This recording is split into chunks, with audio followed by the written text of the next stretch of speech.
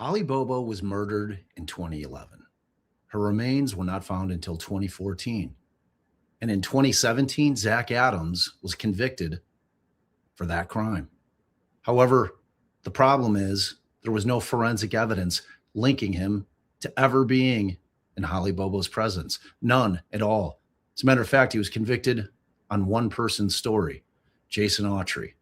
Now we're going back to watch the entire 2017 trial. We're in the defense's case in chief, and I want to see what's what, because we're waiting for the judge in the post-conviction hearing to bring down his ruling as to whether or not Zach Adams is going to get a new trial. Let's dig in.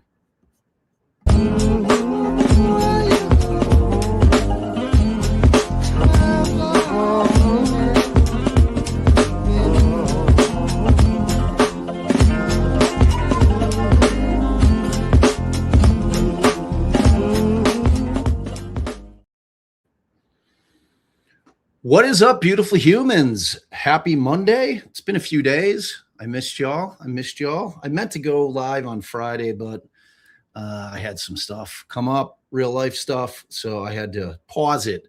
But we're back. We're back today to continue our coverage of the Holly Bobo murder trial wherein Zach Adams was convicted. And we are waiting impatiently, I might add, for the ruling come down by the judge based on that post-conviction hearing that took place over a series of months. So we left off, if you'll remember, the defense was in the midst of their case in chief. And it's fascinating to watch this. It really is. It's disturbing on many, many levels. And I think having the ability to have been able to have watched what happened in the post-conviction hearing and compare and contrast to what happened at trial is a worthy exercise. And I hope that you all are enjoying it. I think that it's important. So let's keep rolling with this. And y'all let me know if the sound's good. It's been pretty good. So let me get it fired up.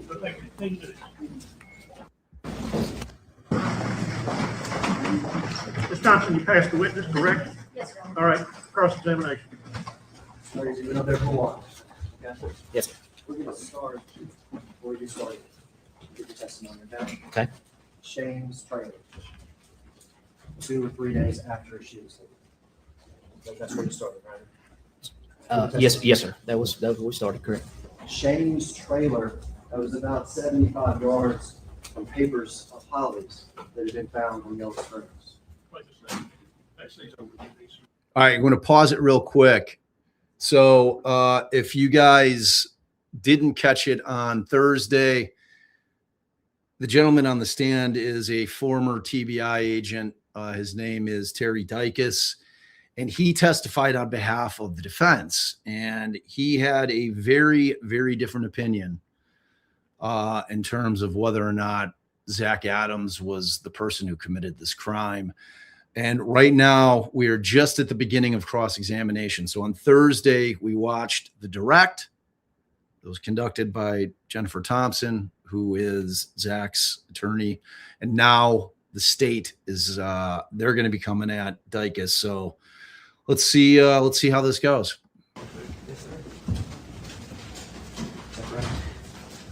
I don't know the distance, but that's about right. That's pretty close. Pretty close. Yes, sir. So you did what you should.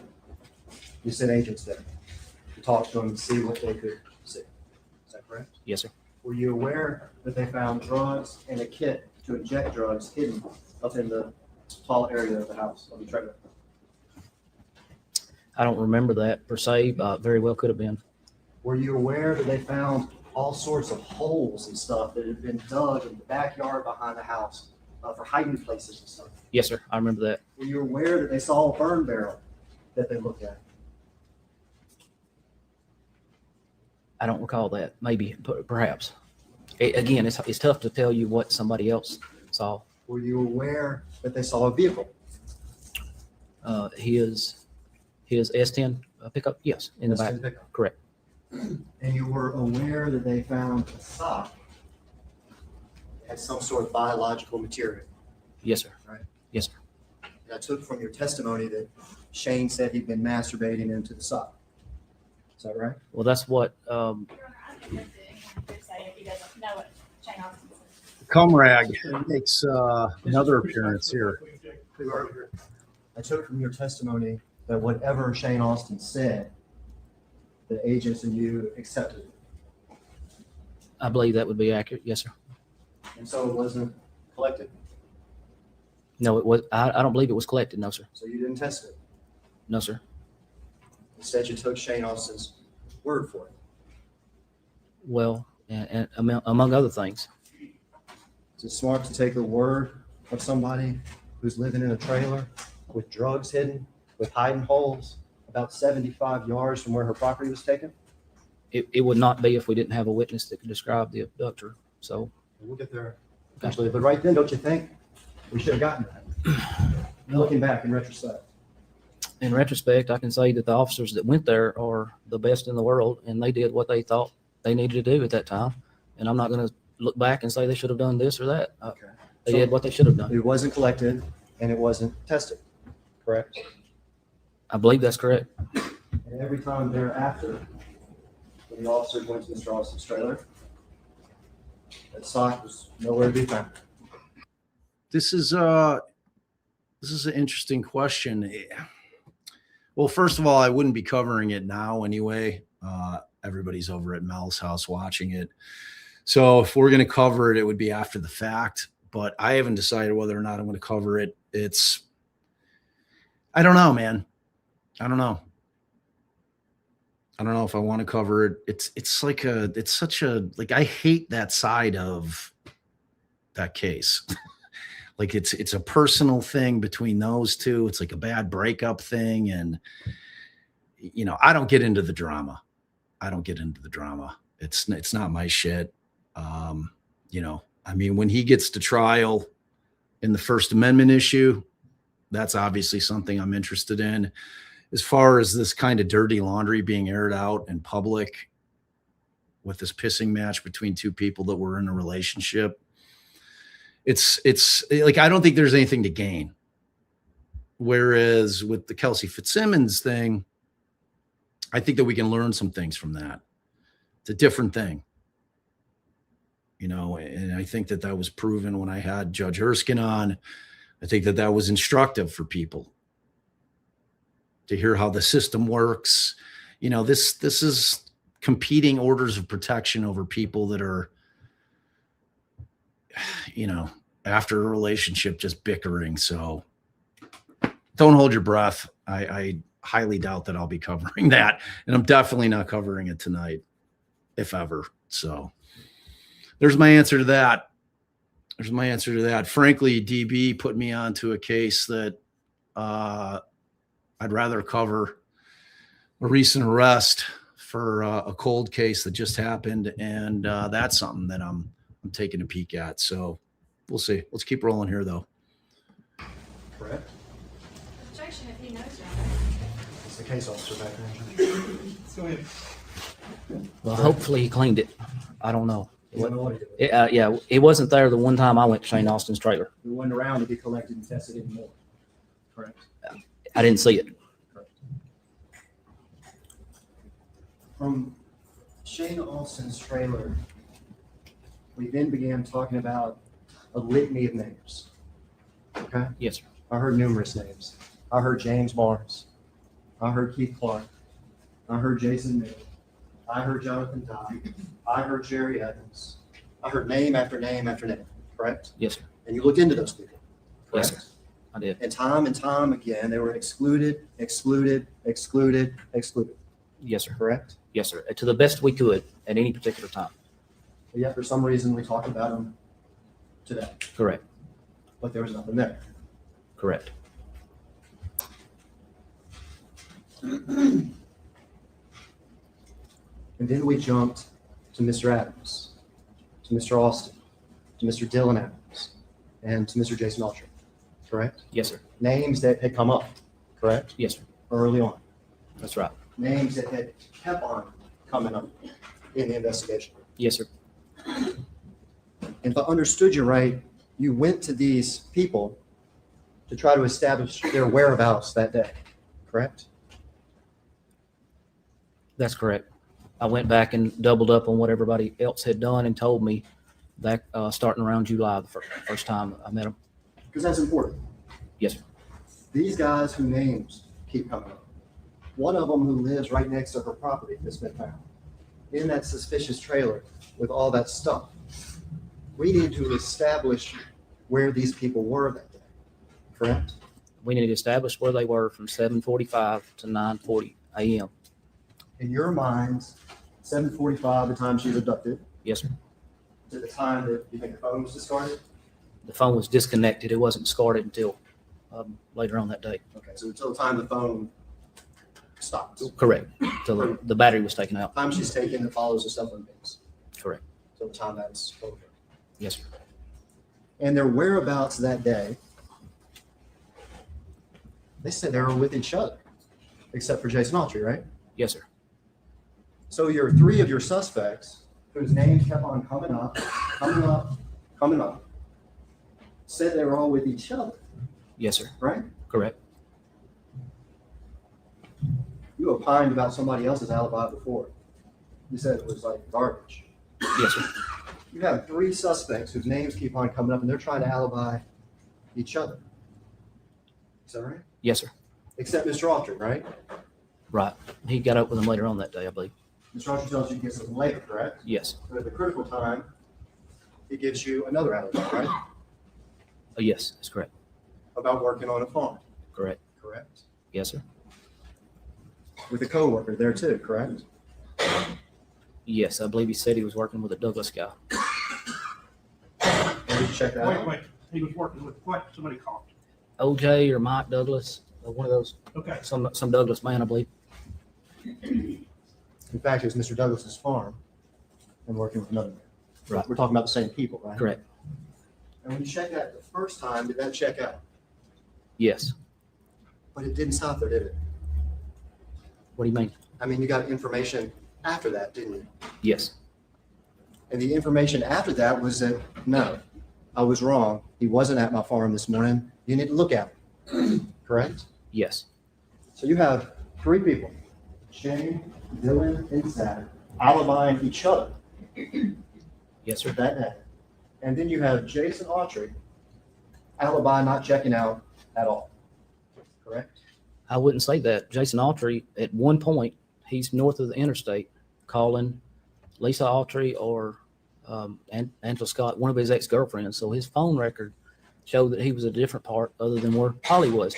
And on top of that, Well, Jason let's take Autry's one at a time. huge. You remember what you're about to say? Okay, all right. Let's take this. I want to help Can you. we just finish the answer first? Yeah, I wanted to come back to that, but if Okay. I could take it in pieces, I think it'd be easier. Even though these farmers had told you, no, he wasn't with us, you said that you have his cell phone north of the interstate that morning, correct? Yes, sir. Talking to, as you remember it, either his wife or his girlfriend, Angela Scott. Right. Correct. Yes, sir. That's And right. you're right about that. It's 6:50 in the morning. Okay? He is up in Camden, north of the interstate, Okay. leaving his girlfriend's house. Okay? Okay. So think about this. Okay. I'm Think with you. about this. All right. Are crimes always committed by one person? Sexual crimes are invariably committed by one person. Sexual predators work alone. Man, this is frustrating. This is frustrating. You know, typically, and again, what plays into this is at this point in time, Terry Dicus has left the TBI. He went and got his law degree. He's practicing law, and he's testifying on behalf of the defense, right? That's unusual. It's unusual for a cop to then come back and basically testify on behalf of a defendant, going against everything that the agency that he once worked for is putting out there. And you could see he's a bit of a shrinking violet here. You know, I would really like to see, you know, him chest out, chin up, firing back, you know, and he seems very passive here. You know, like right now, the state is controlling kind of his emotional output. You know, I want to see Dicus be firm in his convictions. I want to see him fire back in terms of what the state's theory is. Because you know what? That bald fuck wasn't there. This dude's got a theory and nothing more. They got a story. That's his theory. So we're starting to hear it. We're gonna rewind it. Dicus has a reply in terms of essays and how they usually happen. It's usually an individual person. So for him, factually, the state's theory doesn't make sense in terms of what's typically done by offenders in these situations. So let's keep going. But I hope Dicus, and again, this is a first watch for me as well. So I don't know if Terry's going to bristle up and push back. I hope so. I hope so. But I have a feeling he's not. I mean, we all know how this thing ends. So that was an assumption that you were making. So think about this. Okay. I'm with you. All right. Are crimes always committed by one person? Sexual crimes are invariably committed by one person. Sexual predators work alone. So that was an assumption that you were making back then, correct? Yes. That this was a sexual abduction, whatever you want to call it. Right? Well, when you rule out all the other motives for a kidnapping, you're left with an abduction for sexual purposes. Sexual predators invariably work alone. I think I understand what you said. Okay. I think the answer to that is yes. It was an assumption that you were making. It was an assumption that the behavior analysis unit told us to make This based on assumption- research of all the crimes that they've looked at over and over again, these sexual crimes. They tell us, rule out, don't even consider looking at two people. Don't even look at it. Look at one person. It happened for one person. And is that assumption back then what led you to ignore these alibis between Dylan and Zach and Shane about being with each other, about Jason's alibi not checking out? I mean, is that what happened? Is that why you? No, what led me to that assumption is the fact that even though the body wasn't discovered for 3+ years, that there was no DNA, no hair, no biological whatsoever of any of the people that your theory is trying to support. None. What are the odds of that? What are the odds of that? Hair survives.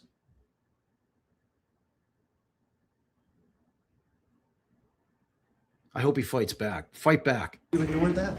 I didn't ignore it, sir. I didn't ignore it at all. But I've got eyes, and I look at Jason Autry. Okay, if Clint Bobo is lying about what the abductor looked like, then I don't know who did it. Okay, we'll never know. But if he's telling the truth, it was not Jason Autry. You can go through that as much as you want to, but it always comes back to that. It's the same assumption that one man did. What it always comes back to, which you just talked about, the person that took her into the woods, doesn't fit the description of Jason Autry. It doesn't. Doesn't fit the description of Zach Adams. It doesn't. But you know what? You know who Clint Bobo said it fit the description of? Shane Austin. Okay. If Shane Austin had a car at the time, then Question. If Shane Austin had a car at the time, well, he did. But you know what Zach had at the time? Connor, can you please ask questions? He's not asking questions. He just did. So you know what kind of car Zach had? Zach had at the time? Sorry. Zach had I believe it was supposed to be tore up, but he had a white Nissan pickup at the time. Supposed to be tore up. Right. He actually had two trucks. He had a black one and a white one. Do you remember that or not? Well, there was one lead that came in that Jason Autry and Zach Adams were fishing one day, pulling a boat with a black truck. So I assume you might be right there. So two trucks. Okay. Including the white one that you said was supposed to be tore up. Right. Would it surprise you to learn that Zach Adams told investigators that around that time he was driving that white truck?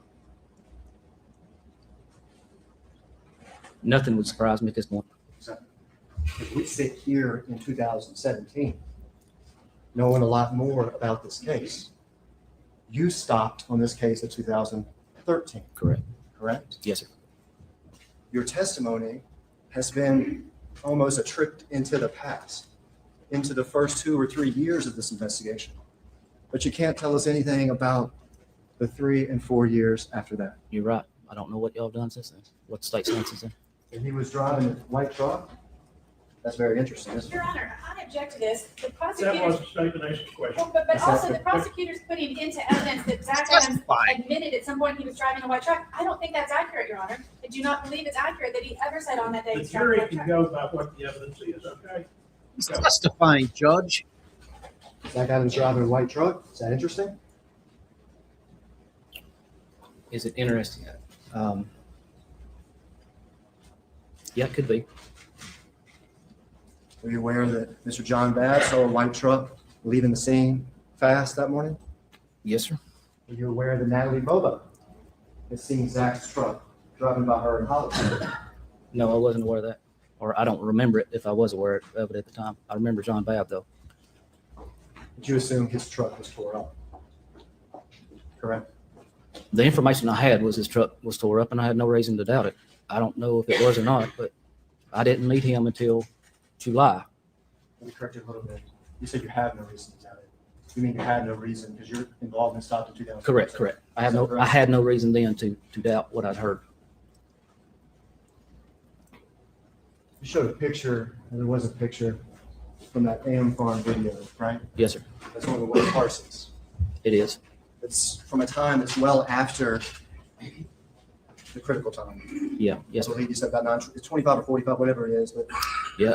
I believe the one that Ms. Thompson was saying that might have been hers was around 11, or after 11. the Somewhere. critical time period you were talking about, though, ended around 9:30 or 9:45 when the phone was calling, right? Yes, sir. 9:40.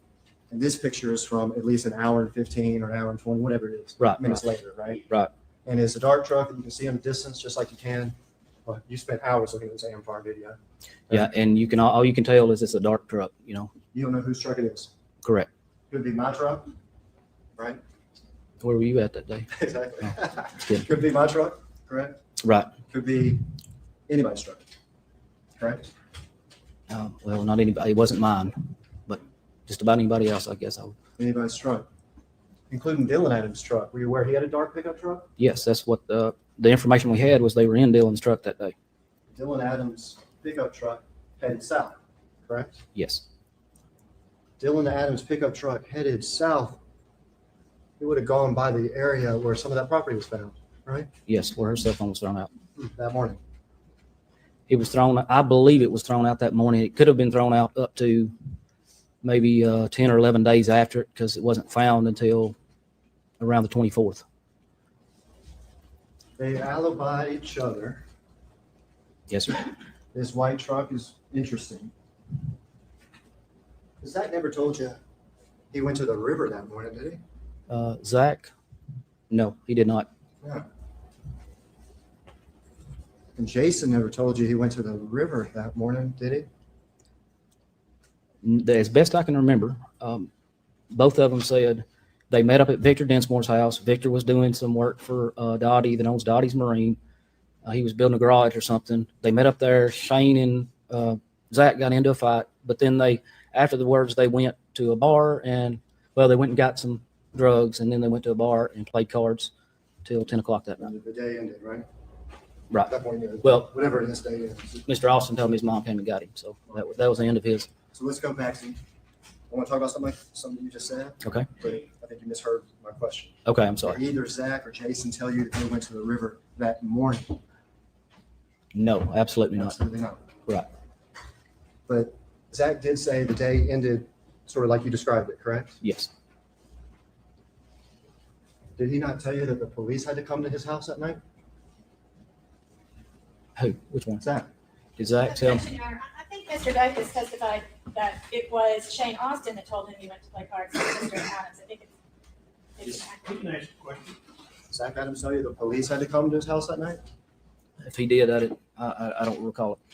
Did he tell you that he was trying to get guns that night? No. Did he tell you that he was all emotional and crazy that night? Objection, Your Honor. That's some type of conclusion that the district attorney is drawing. Just saying, did Zach have them there? No, sir. It'd be interesting. Interesting. Yes, sir. a couple things you said would be interesting.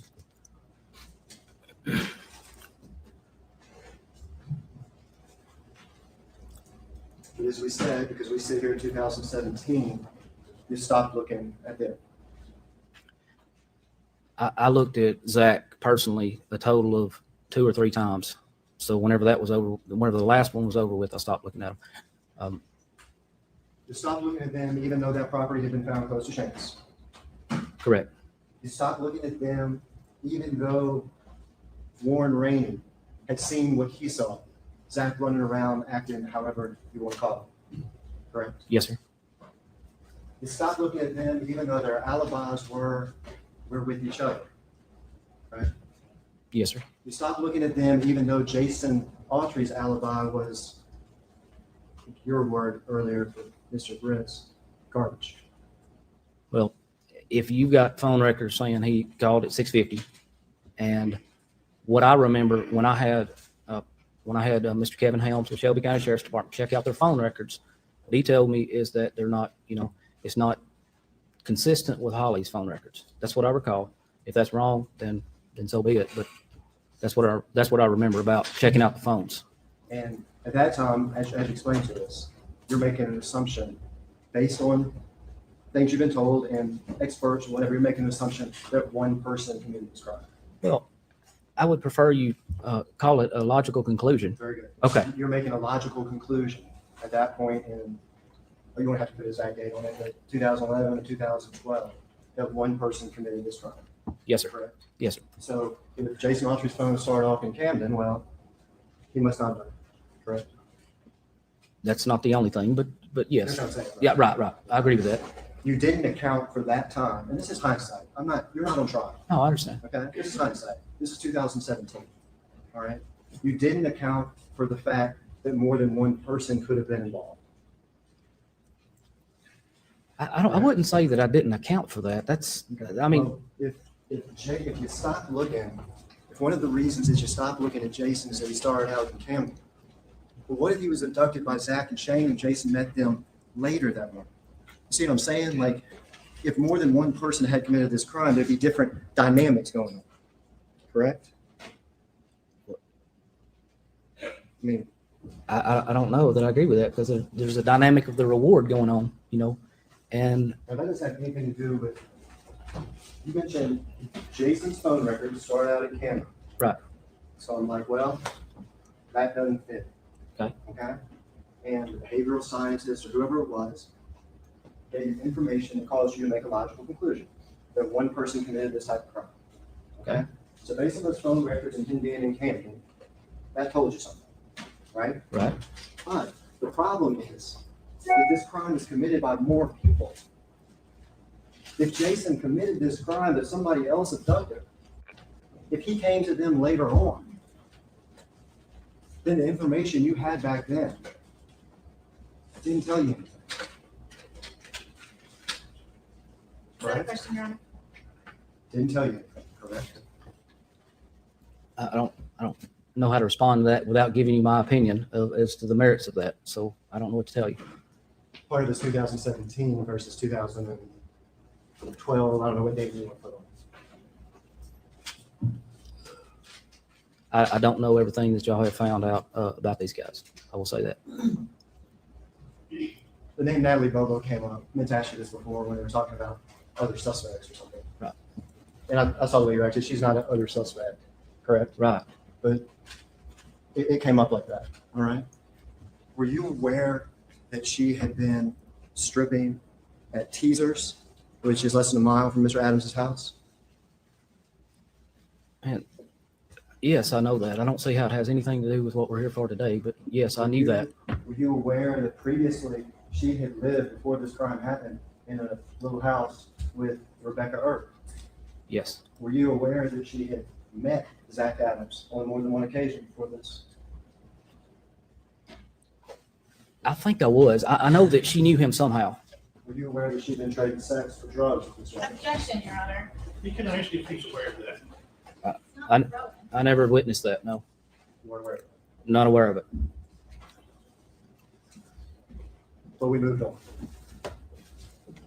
to Terry Dicus.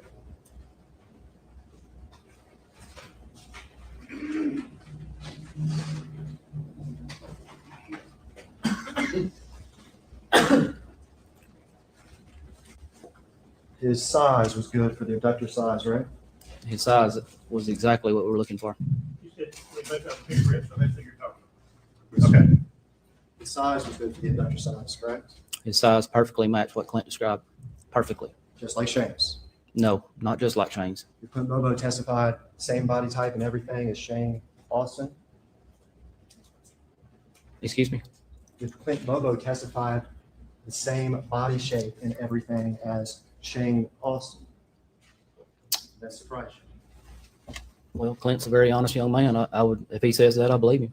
And But you're forgetting part of it go ahead, go ahead. because the body type also goes with the hair. And Shane Austin had reddish, blondish hair. And Clint said he had black hair, shoulder length black hair. Reddish brownish. Shane Austin? Yeah, reddish, blondish, not black hair. He did not have black hair, for sure. And were you aware that Zach Adams told Karen Bobo that that man that walked her into the woods was, quote, Shane?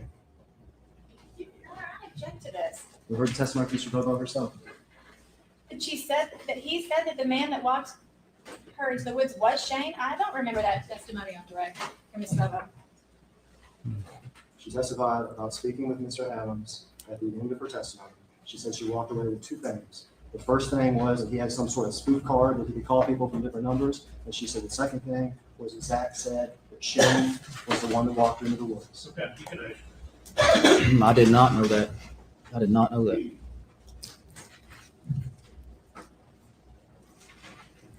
He had a change in appearance, correct? Britt, yes. And you said that you don't know or don't remember whichever one. I know this is years. Sure. Whether or not the change of appearance was weeks before or weeks after, you just can't say, correct? Well, I can tell you what the people were telling me, what they said. I remember what they told me, and they can't remember if it was, if it was before or after, right around that time. Except for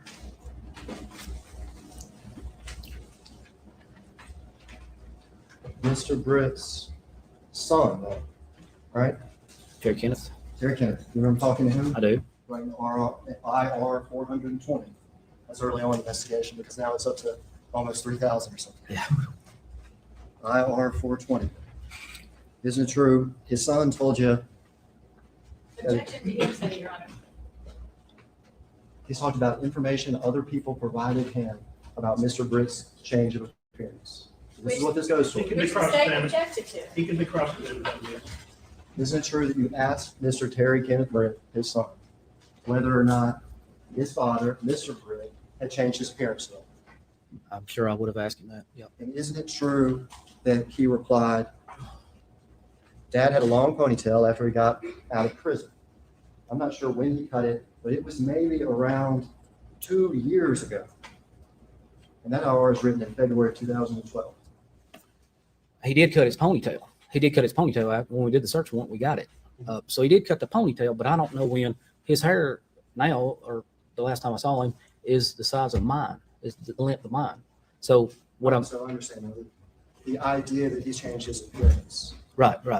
You admit that you had information that he had changed his appearance, he cut his hair, ponytail, some 2 years before. Right. But you didn't know if he took other steps weeks before or weeks after with regard to the length of his hair. There you go. Yes, sir. That's correct.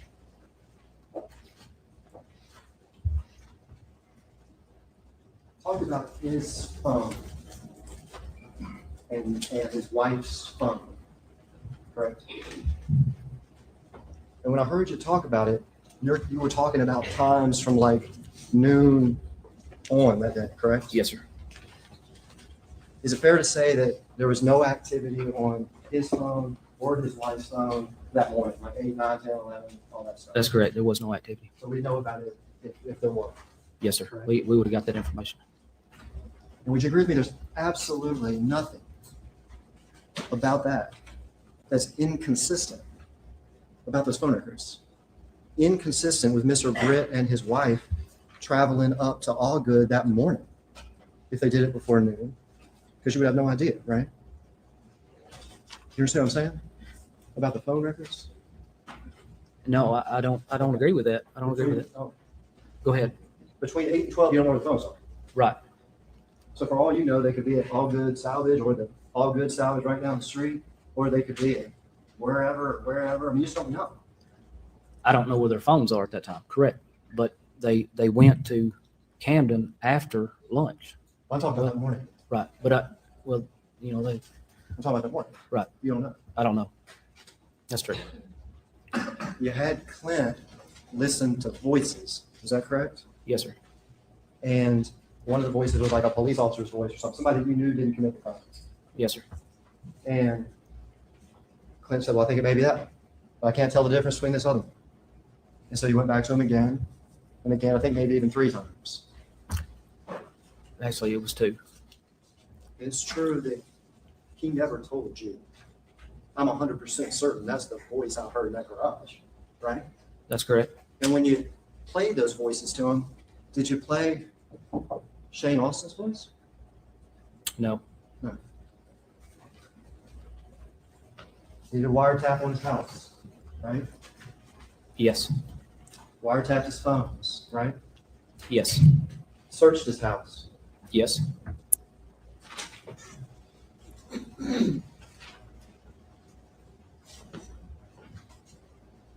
Not a single drop of Holly's blood, right? Correct. Not a single Holly Bobo fingerprint, correct? Correct. Not anything linked to her DNA in that house, correct? Nuclear DNA, no. Not a single one of her personal possessions or anything that she owned that she had with her that morning. Correct.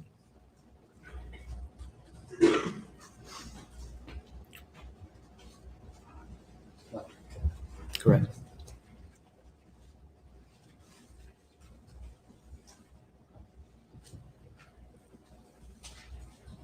In 2017. You leave the TBI in 2013. Yes, sir. 3.5, 4 years later, we're here today. Correct? Yes, sir.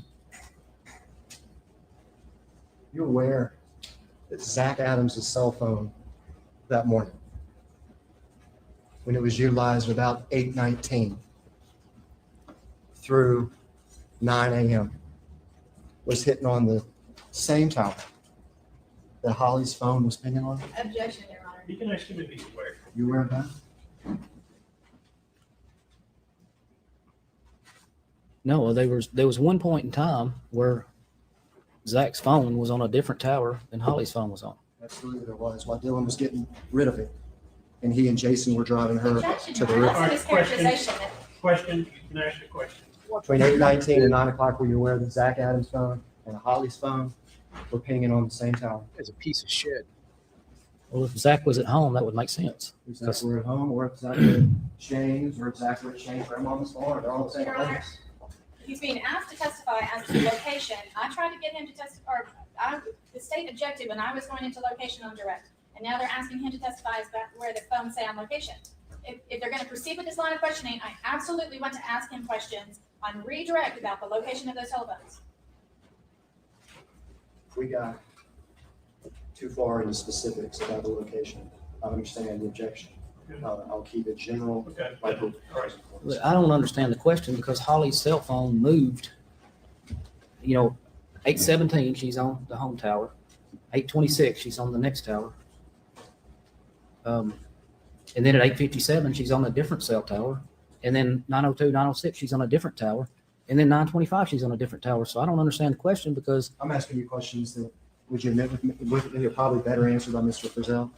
a better answer because if you say the one tower that Holly, that doesn't make sense to me because she was on several. That stuff with Mr. Frizzell, correct? It's a very good man to ask. So if he drew circles of where her pings were, and at the same time, he showed us where Zach Adams, what tower his phone was Objection, using. Your Honor. This is again asking him questions in supposition about locations of the cell phone. No. Next number of. He would be the person I'd ask about that. He'd be the person I would ask about He'd that. be the person even you would ask about. Correct.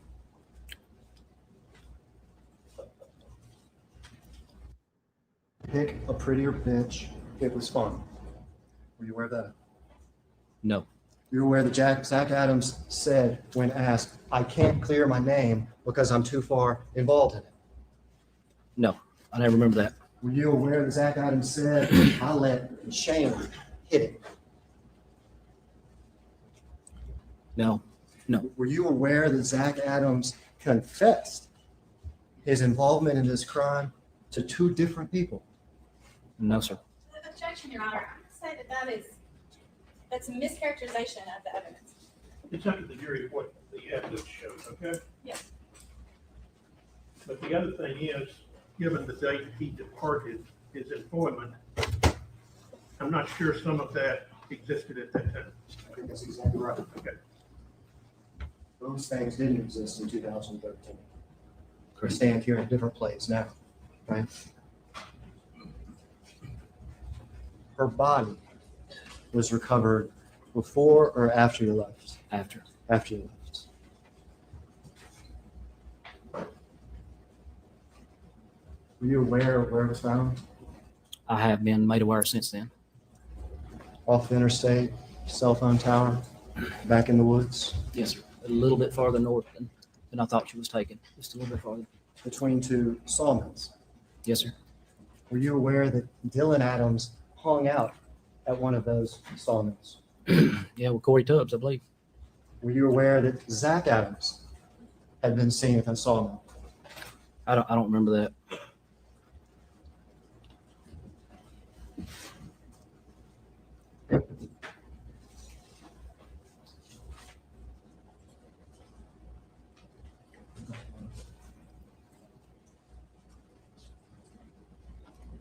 I've heard you say, I think you admit it.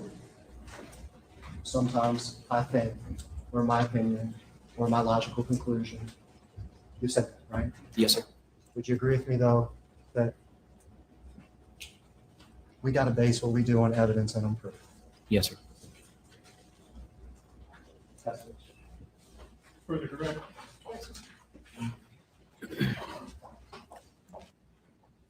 Now, during your investigation, I mean, she's got an awful lot of rehabilitation to do because, that prosecutor walked him back on a lot of shit.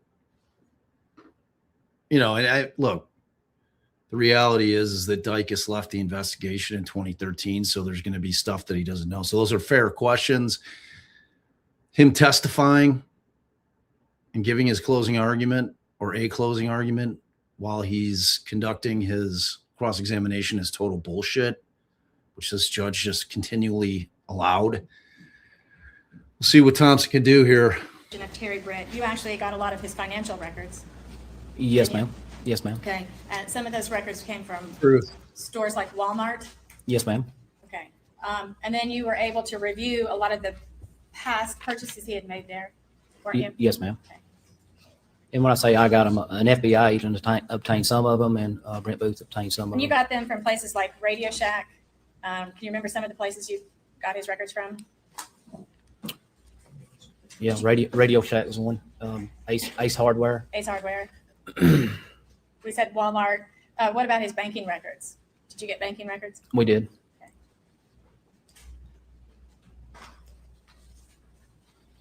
While they're reviewing those, I want to ask you, you knew about the John Babb white truck connection, didn't you? That came out. They came out very early. We heard that day. Okay, and so why was it that you were not concerned about the white truck that John Babb saw? Explain to the jury. First of all, it would have been going according to what he told us around 7:30. It was well before the kidnapping, and he was so far away from it. He just knew it had a loud sound. It was a white full-size pickup truck. Not a whole lot of extra information to go on. And we've got Ed Barnes going from his house. So first of all, which direction was the white pickup truck going? He said it was going southbound. Okay. And So- what did you know about Holly's phone? Holly's phone was traveling northbound. Right at about 7:45 to 8. This is where I think we're getting into phone technicalities, Judge, where this witness is not familiar with this technology. They offered this. He can say things generally, Okay. okay? He Yep. is not a cell phone pilot, Right. cell phone expert. But you knew in general, Holly's phone was traveling northbound. Yeah, we drove the route Okay, so, but, 20 times, so we knew it had to go north to be able to get to the tower, to the okay, next tower. so in order to, and you said you also, Ed James Barnes, how did you put John Babb's information together with what James Barnes had said? Okay, so James Barnes is outside getting oil for his truck, getting ready to go work, and at 7:47, he's calling his mom and saying that he heard the screams. Well, the whole time, he's pretty confident that there was nothing else, no other vehicles coming down the road. On top of that, there was another neighbor that lived at the end of the road who was outside from like 7:25 to 7:45.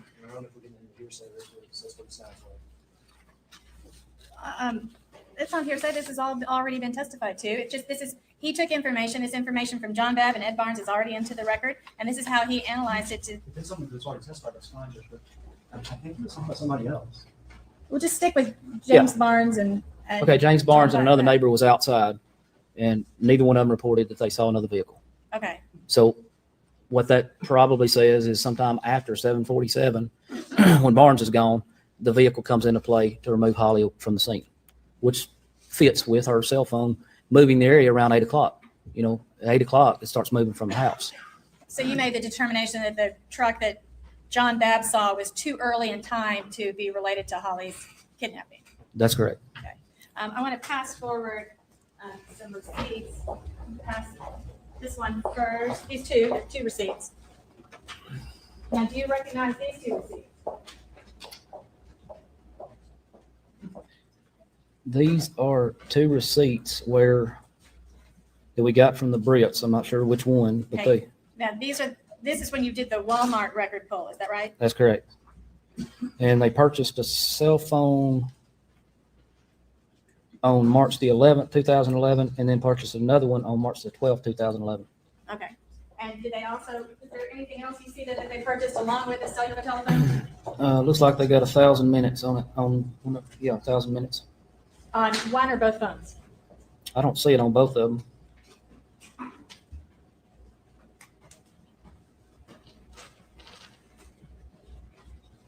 It's not the top line. ST 684. Okay. Anyway, I don't see it. and what are the dates on those two? March 11th, 2011. Will you March pass me that one? I'll have that one marked first, the 11th. Okay. And then the one on the 12th. The 225.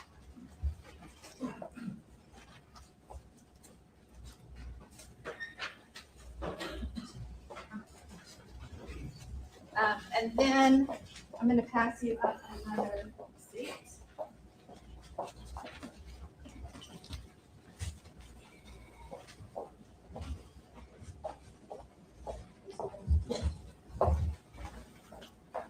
Okay, and what is that a receipt for?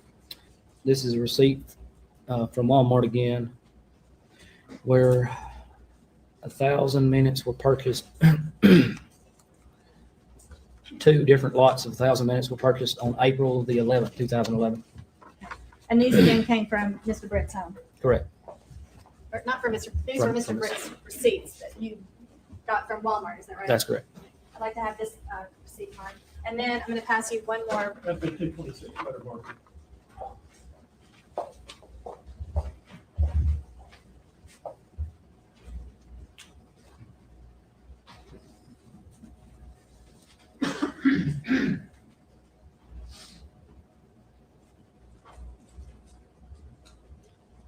Okay, and then this is a final Walmart receipt. What do you see that's interesting or significant on this receipt? Well, he bought looks like he bought a chainsaw and some motor oil, different things for a chainsaw. Okay, I did like this one. And what's the date on that? April the 29th, 2011. April 29th. 29th.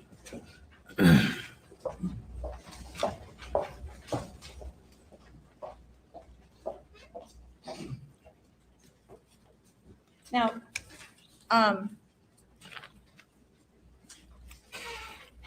just to be clear, one of the ways that you ruled Zach Adams out. I don't know if she's ladies or not. Okay. Finish the question. You testified on your cross-examination regarding some of the locations, and I don't want you to get into details and technical issues, but you used the cell phone records of Holly and Zach Adams to make a determination regarding whether or not it would have been possible for him to be involved. Yes, ma'am. Okay. And using those records, you were referring to something at 8:26. What specifically were you referring to? 826, Holly's cell phone is transitioned from her home tower up to the northwest tower. So she's on the northwest portion of Decatur County. And what about around the exact same time, where was Zach Adams' telephone? I believe he was on the Cox Road Tower, which is the northeast corner of Decatur County. That tower is right on the interstate. So towers on the interstate, they have less range than other towers because they have to take all the calls that come through on the interstate. So how far apart physically are those two towers from one another? I'm not sure, but I would say probably 10 to 15 miles. Okay. And so and did that happen again at another time also? That morning, was there another time when when the two towers the phones were utilizing were miles apart from each other? It might have been. I was just looking for one time, Okay. So it might have been more than one.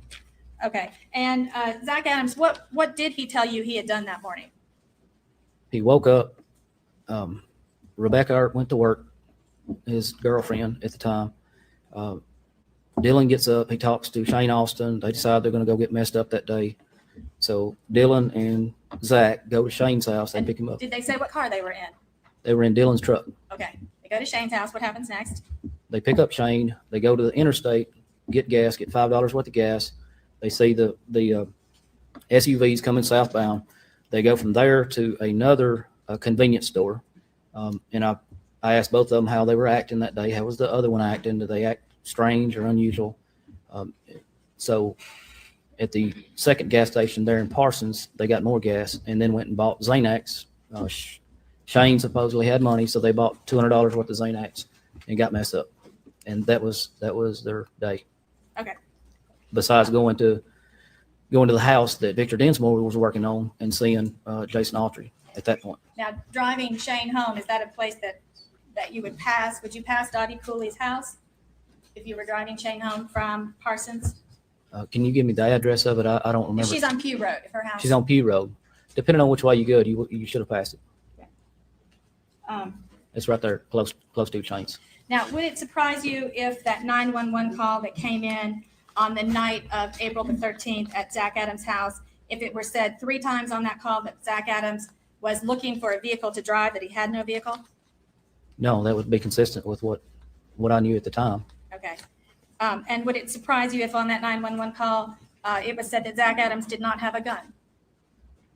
No, it wouldn't surprise me. He's a convicted felon, I believe. Okay. Sorry, I didn't mean to say that.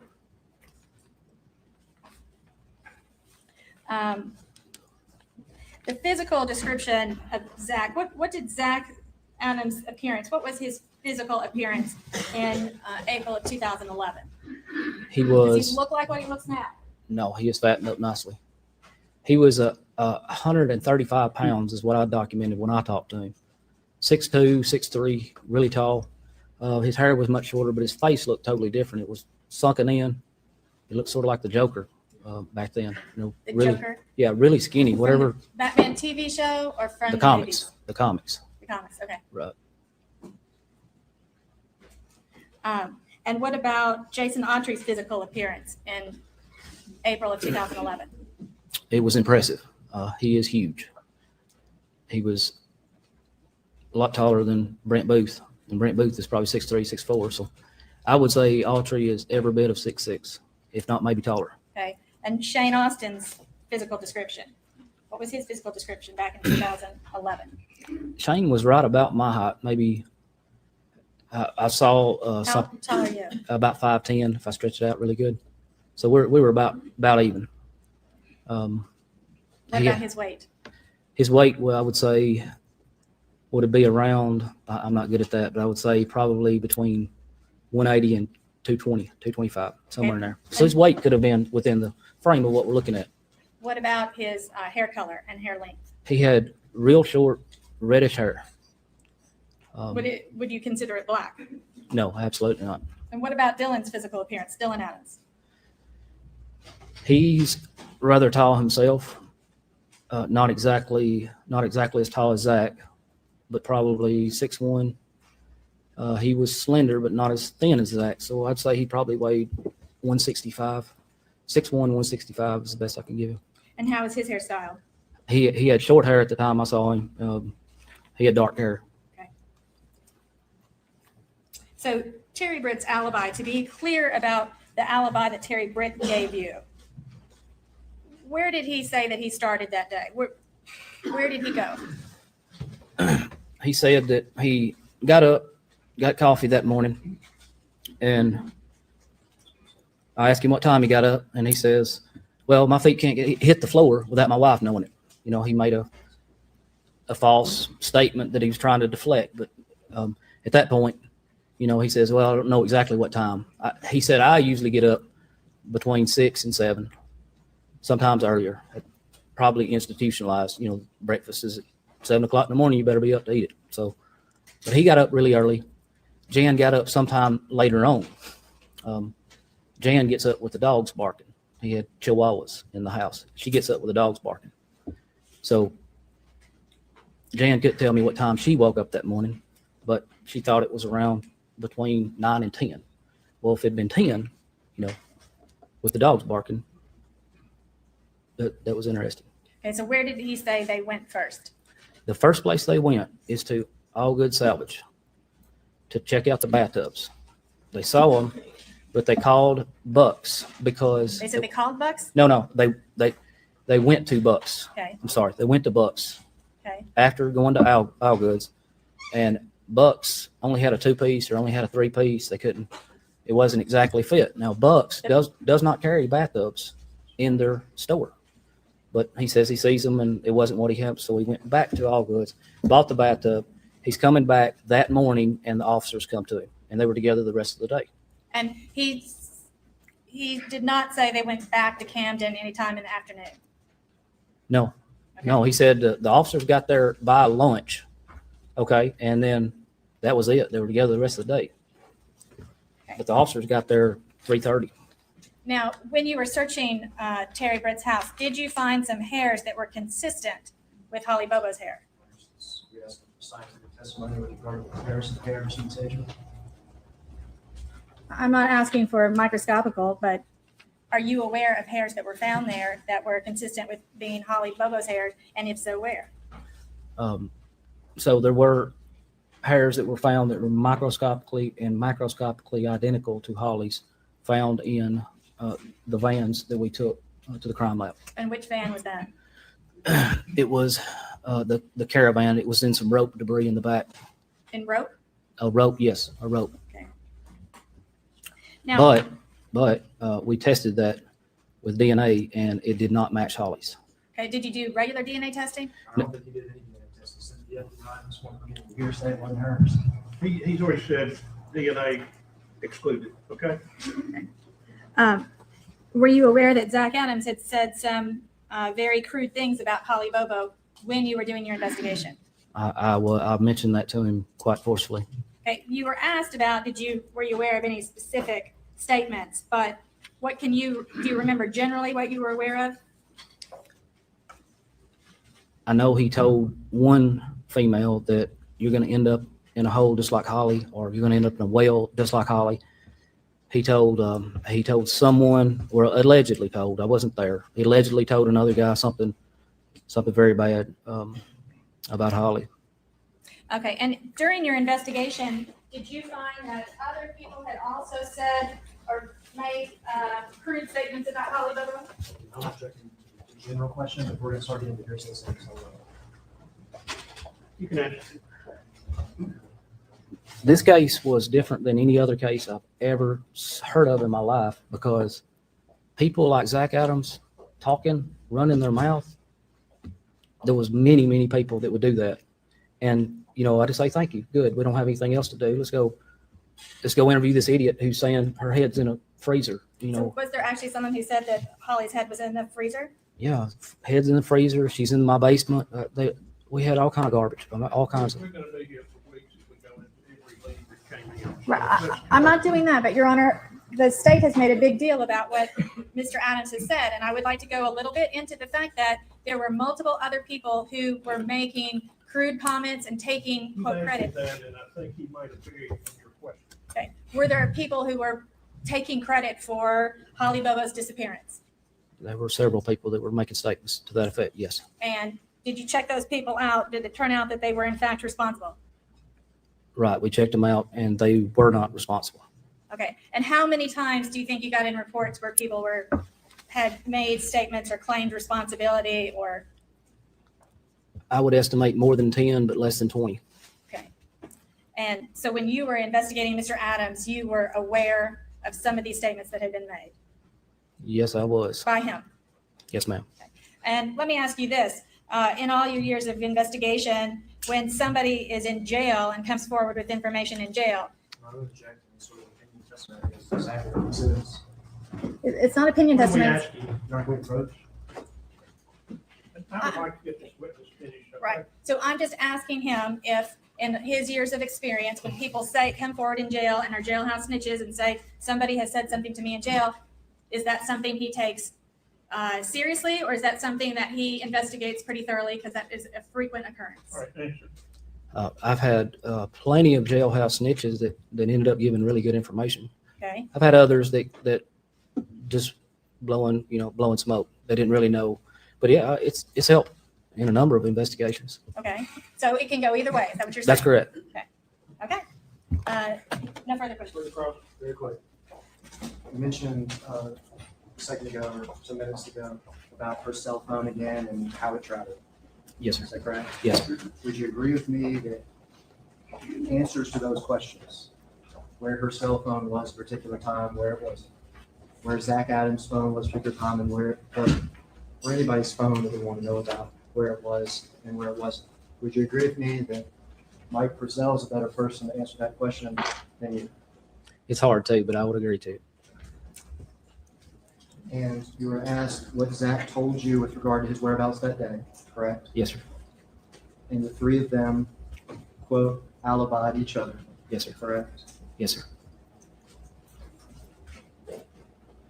And finally, were you aware that Mr. Austin admitted to going to the Kuno? Yes, sir. He admitted that to me, actually. That's all. One final follow-up question, Your Honor. Now, you said that these three people alibied each other, but actually they didn't alibi each other for the time period when Holly's phone was actually moving, did they? Right. That's accurate. They weren't all together at the same time. Zach's over here, Shane's over here. It was So actually later in the day when they said they got together. that's correct.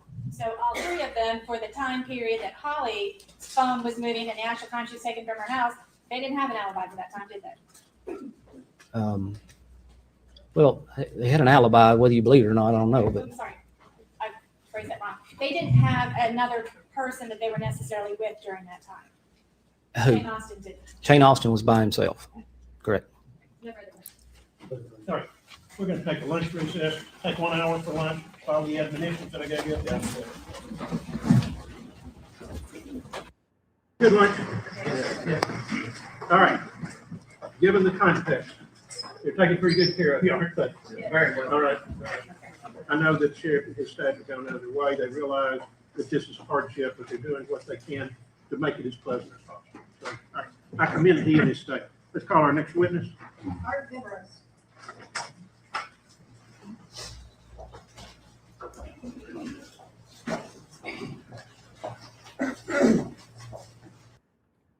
I mean, so what do you guys think?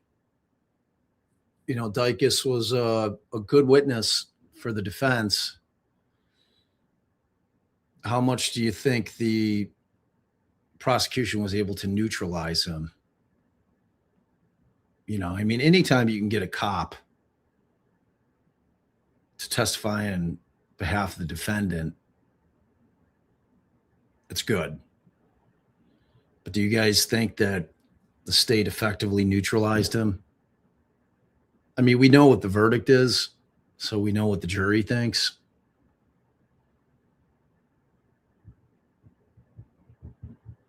At the end of the day, this thing revolves around one person, and it's Jason Autry and his story. I don't think anybody's convicting Zach Adams on the bullshit, jailhouse shit that said,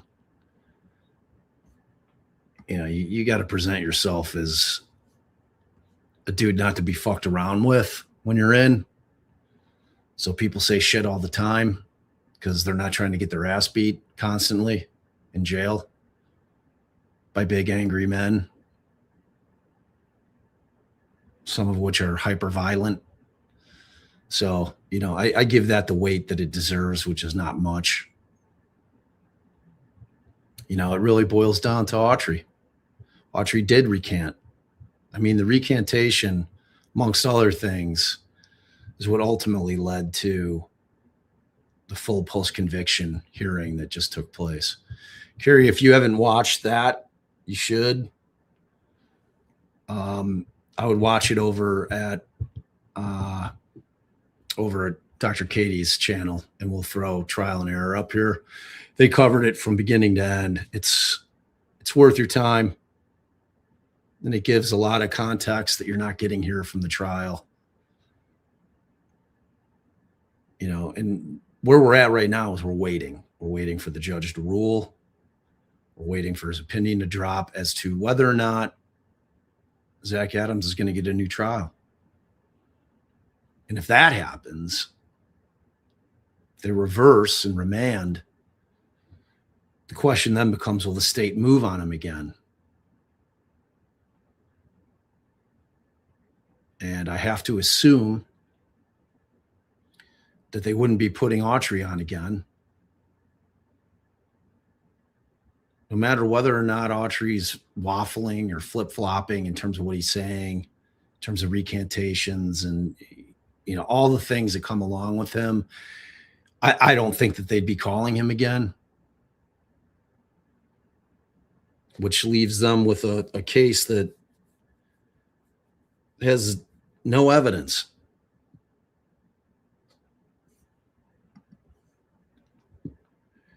I don't know. I don't know if they'd call him. He presents problems for both sides. I think the takeaway from Autry is he can't trust a goddamn word that comes out of his mouth. Sorry for the blasphemy there, but you can't trust the guy. Lies. Lied at trial. Recanted. I mean, the guy's a liar. If I'm the defense, I'm just leaving that gaping hole in the state's case. I'm not giving the state the opportunity to cross him and say, hey, well, at one point, you gave a very detailed story of what happened that day, didn't you? It's like I'm not calling him. I'm leaving that with the state having a big problem in proving up their case.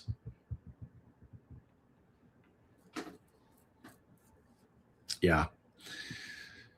So the question becomes whether or not they try him, but of course you have Holly Bobo, who's going to insist, and is the prosecuting attorney there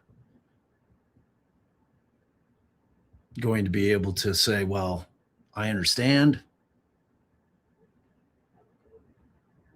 that you want us to retry the case. However, I think we are going to have a problem proving it.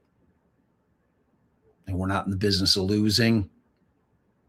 Because remember, we don't care about the truth, Holly Bobo. We care about getting convictions. That's what matters to us. And is Holly Bobo going to accept that? I'm sure she's not. I don't know what kind of sway she has politically to force their hand, but frankly, I'd like to see him try Terry Britt.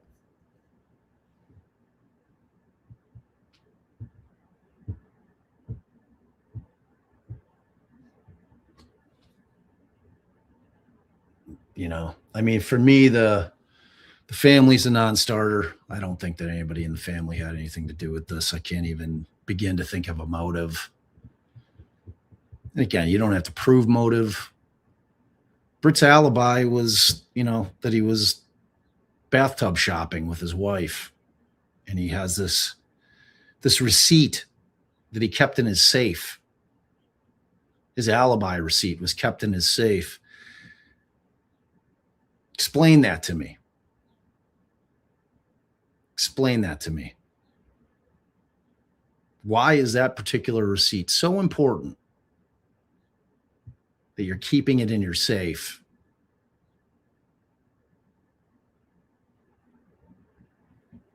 You know, and Terry Britt's a piece of shit. I mean, he's a convicted SAer. Guy's a creep, super creep.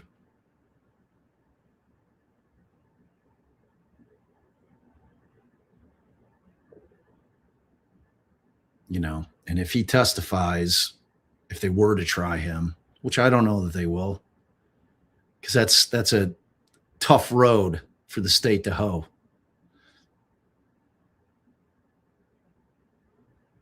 Because, you know, if you're defending Terry Britt, you know, you're arguing, look, they're just arresting people and trying them on this case. They've already tried somebody. Somebody was in prison for this. State doesn't have a case here. If they had a case, they haven't learned anything new about Terry Britt that they didn't know back when they were trying Zach Adams. You know, that's what you're saying if you're Britt's attorney.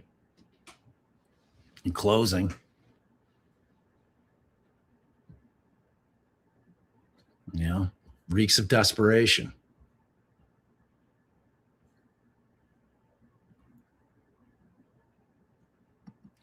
You know, it's like I've seen people that are like, oh, they think that the Bobo family may have been involved. You know, the Clint's version of what he can recount from that day is uneven. It's not steady. I mean, I think the bottom line with Clint is, you know, I don't think that at the time that it was going down that he necessarily thought that anything like nefarious was happening until he did. You know, you got to think about 2 adult kids living in the house. And if you have adult kids, you kind of know how that relationship is early on in their teens and 20s. You know, it's like you develop those relationships with your siblings a lot of times later in life. You know, at that point, Clint's doing his own shit, has his own things he's worried about. For all we know, Holly got on his nerves. You know, maybe she's the do-gooder in the family and Clint's a ne'er-do-well, at least in his mind, on how his family views him. Who knows? Who knows? You know, but those are all things that you have to consider when you're trying to vet somebody's ability to be able to recount what happened on a certain day and why they took certain actions or didn't. I mean, I think it's safe to say, you know, in retrospect, that Clint was the one who was in a position to stop what was going on had he known. You know, but he may not be that guy. You know, if he thinks that she's out there having an argument, somebody she knows, he's going to probably mind his own business. I don't know. I don't know.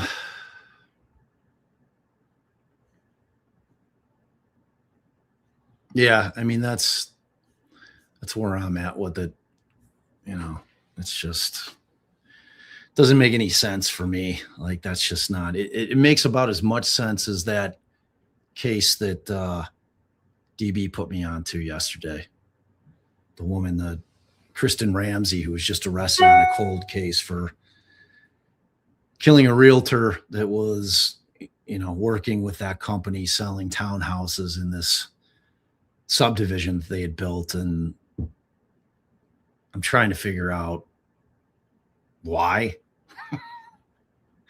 I certainly haven't heard anything that the victim was sleeping with Kristen Ramsey's spouse. It's like I haven't heard anything that would make any sense to me when you've got some kind of business or relationship that exists. She essentially is getting arrested because she was in the wrong place at the wrong time. Ooh, yes. Thank you, DB. Thank you. I'd appreciate that. I'm going to do a live on it for sure. It's like close enough. It's a little bit of a drive, but it's close enough for me to drive. So as that thing heats up, I might go do some boots on the ground with that. Even though Iowa is one of the Midwest states that does stream, allows cameras in their courtrooms. But there's nothing like sitting in the courtroom. It's just different than watching it on a stream. It's just different. Their theory is financial, which means that she did it for her business. I don't get it. What does that mean? Flesh that out for me. If you have a realtor, is there theory that she wasn't selling enough of the units and that the real estate agency that was the one kind of handling it wouldn't take her off of it?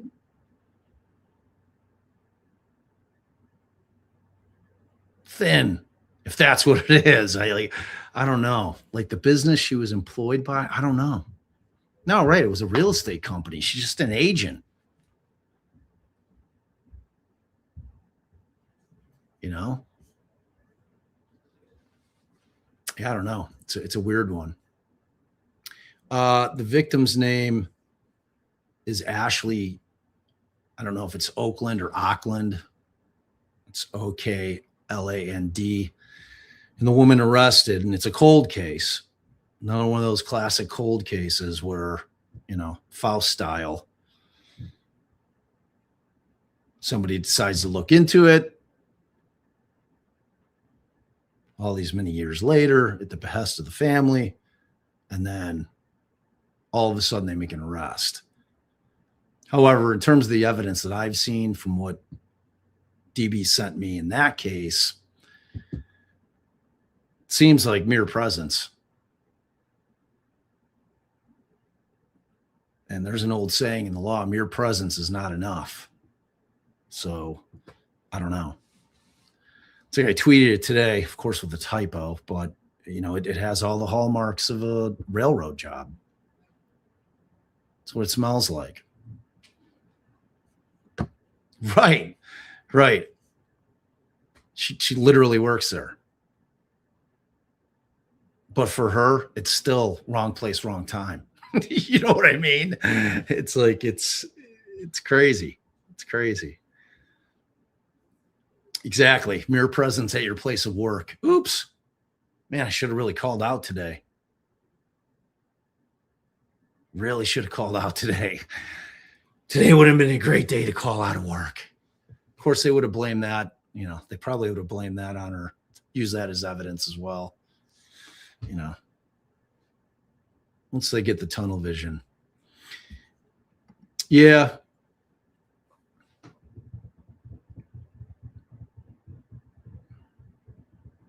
Yeah, I don't know where I'm at on Edric.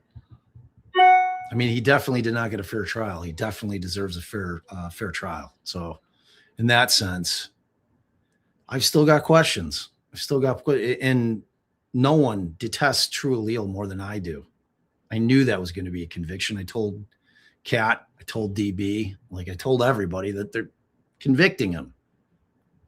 You can't overcome that number that they produce. The jury's just going to live in that number.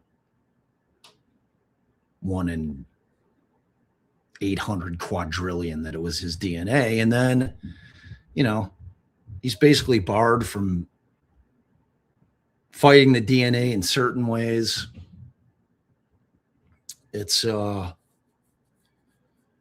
know, to me, the battle is really with true allele. I just don't understand how courts in this country are allowing that shit to come in, but they are. I mean, that's the ultimate black box, garbage in, garbage out shit, like that no one can verify how it works because it's proprietary. They will not give out how the thing works. That's not science. You know, all the peer reviews that's been done on it is all people with a vested interest in that cybergenetics company. It's scary. It's scary. If that shit becomes the norm, look out. Look out. You know, because I had an actual scientist, DNA expert, who I think is one of the best in the country, Carl Reich. And, you know, he was unequivocal as to the DNA sample that we had in our case, that they ultimately went and found true allele and came back with a crazy number after it was 1 in 12 through the state's lab. You know, they come back with that astronomical number. You know, we ended up winning. We kept it excluded, but the judge gave us an ultimatum.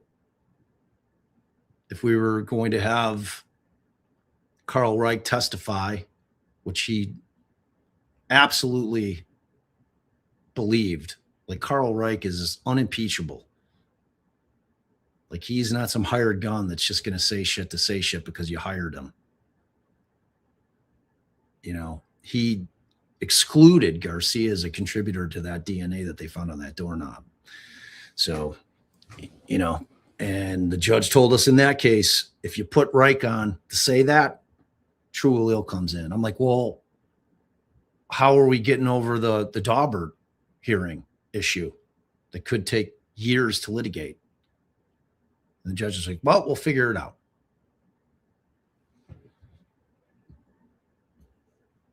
It's no bueno.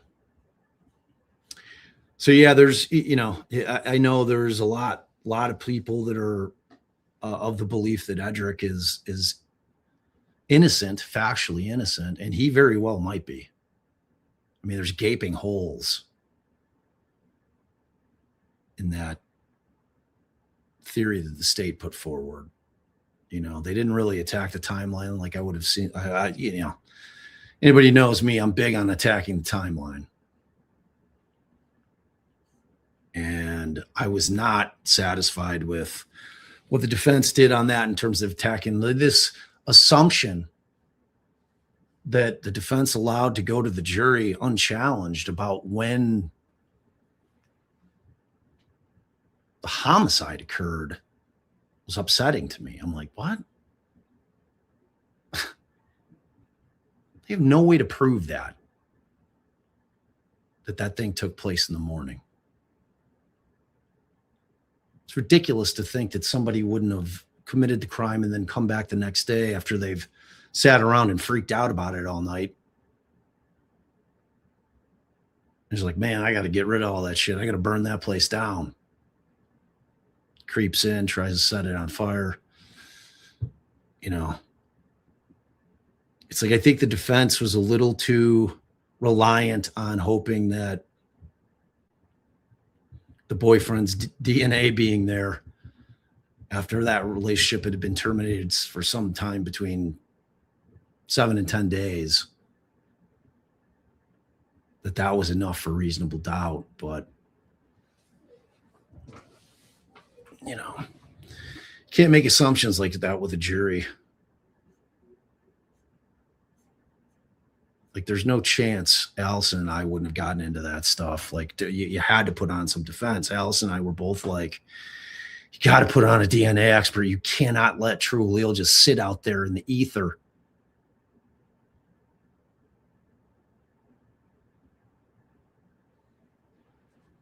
Just percolating in the minds of the jurors. 1 in 800 quadrillion. I mean, and it goes unchallenged. It goes unchallenged. All right, so let's keep rolling.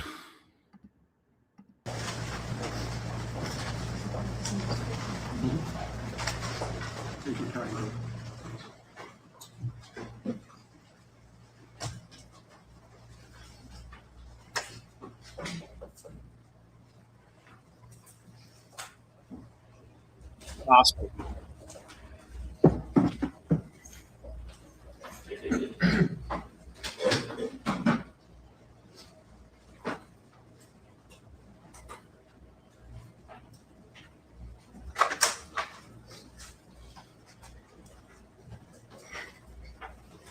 We're gonna have to set something down, then raise your Yes, right hand. sir. Yes, sir. Solemnly swear the testimony you're about to give is the whole truth and nothing but the truth, so help you God. Yes. Be seated, state first and last name and spell it. Arthur, A-R-T-H-U-R, then initial G for Gregory, last name Viveros, V as in Victor, I, V as in Victor, E-R-O-S. Proceed. And how are you employed back in April of 2011? I was a special agent with the FBI. Okay, and were you involved in the disappearance of Holly Bobo? Yes, I was. And what role did you take in that case? I was the case agent for the FBI, Okay. the lead agent Lead agent? for the FBI. Okay. And did you participate in the investigation of Terry Britt? Yes, Okay. And did you participate in the search of his house? yes. Okay. And what significant items did you take note of in the search of Mr. Britt's house? Well, there were numerous things. I don't have any documents. It's totally off the top of my head. Sure.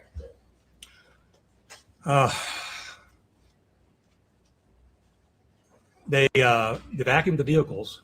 Our forensics people team. Now, I don't think that Ramsey and Oakland worked for the same real estate company. I think that Ramsey worked for the builder. Like if you're for, and I might be totally wrong about this, DB will be able to either blow me up or support what I'm saying. But if you look at new developments, you know, they'll always have that kind of like office trailer, you know, for prospective buyers to come in. If you're just driving around, you're like, oh, they got a new subdivision here, new townhouses. I think she worked for the builder. And then what they did is they had a relationship with the real estate agency that Ramsey worked for. And they basically said, yeah, we're going to use you guys exclusively to try to move the units.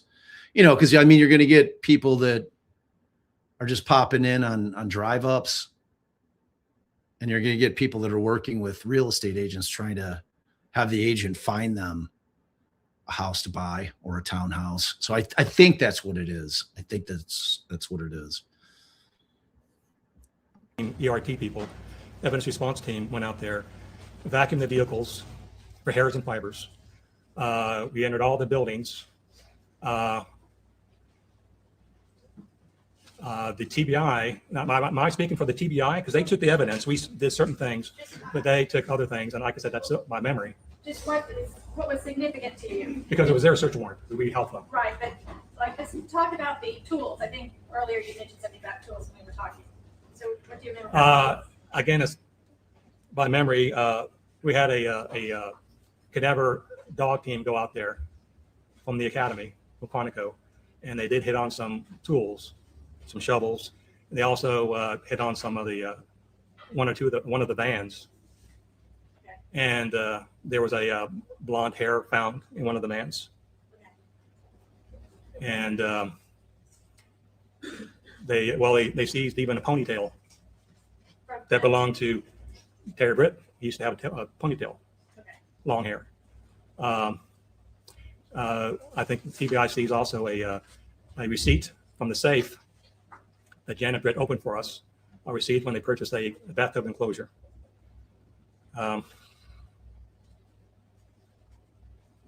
They took, of course, pictures. Well, I mean, they photographed and videotaped, I believe, if I remember correctly. That's standard practice. Right. Okay. And did you participate in the wiretap and the recordings of the home and the telephones? Yes, I did. Okay. And when you were listening to that, was there anything significant that came that you heard while you were listening, especially about him knowing whether or not he was being recorded? Of course, I don't know the dates, I just remember his sister called him on his landline. And of course, I can't remember her name, but they talked about, she warned him, I think she warned him not to speak on the phone because the police might be tapping the line. He said something to the effect, yeah, I know. This is what he said. I'm listening to them speak to each other Right. on the landline. Right. And he says, yes, I know, and these, excuse my language, he said, these whores, law enforcement, are going to try to pin this Holly Bobo case on me. And so we're going to have to watch it. And then the sister said something about, yeah, you remember when Mom and I burglarized those homes way back, whatever, the police did something to them to get them charged, and they were kind of arguing back and forth. And I thought I can really remember about it. I think it was like a 10-minute call. What about him knowing that they were recording? Well, he said that, yeah, I agree with you. Yes, I agree with you that there probably are these, like I said, he said, these whores, law enforcement are going to try to pin this thing on me, and they'll probably do something like that. But they kept on talking, like they didn't care, even though they spoke about it. Okay. And were you involved at all in the investigation of other suspects in this case? What do you mean by others? Well, I mean- There were numerous people right at the very beginning. Okay, will you just explain a little bit about that to the jury? You mean name names? No, but just how extensive the investigation was and what kind of evidence you had in the beginning to go over. Well, we didn't seize any evidence. We ended up helping the TBI. Right. So they seized all the evidence at the house. So whatever evidence there is, they have. I ended up doing some interviews with Brent Booth of Clint, day one, and of Drew Scott, the boyfriend, day one there outside the house. Then James Barnes, the neighbor, Kathy Wise, his mother, lived next door. There were numerous early suspects, and then we have kind of moved on to others. And Brent Booth and I went and interviewed Terry Britt like a week after the event, because we're trying to catch up with all the sex offenders and get a interview of them, an official interview. And at some point, did you determine that he had lied about his alibi? Lied about his alibi? Yes. The timing and everything about his Well, alibi? I would have to look at my FD 302, that interview, but I want to say that,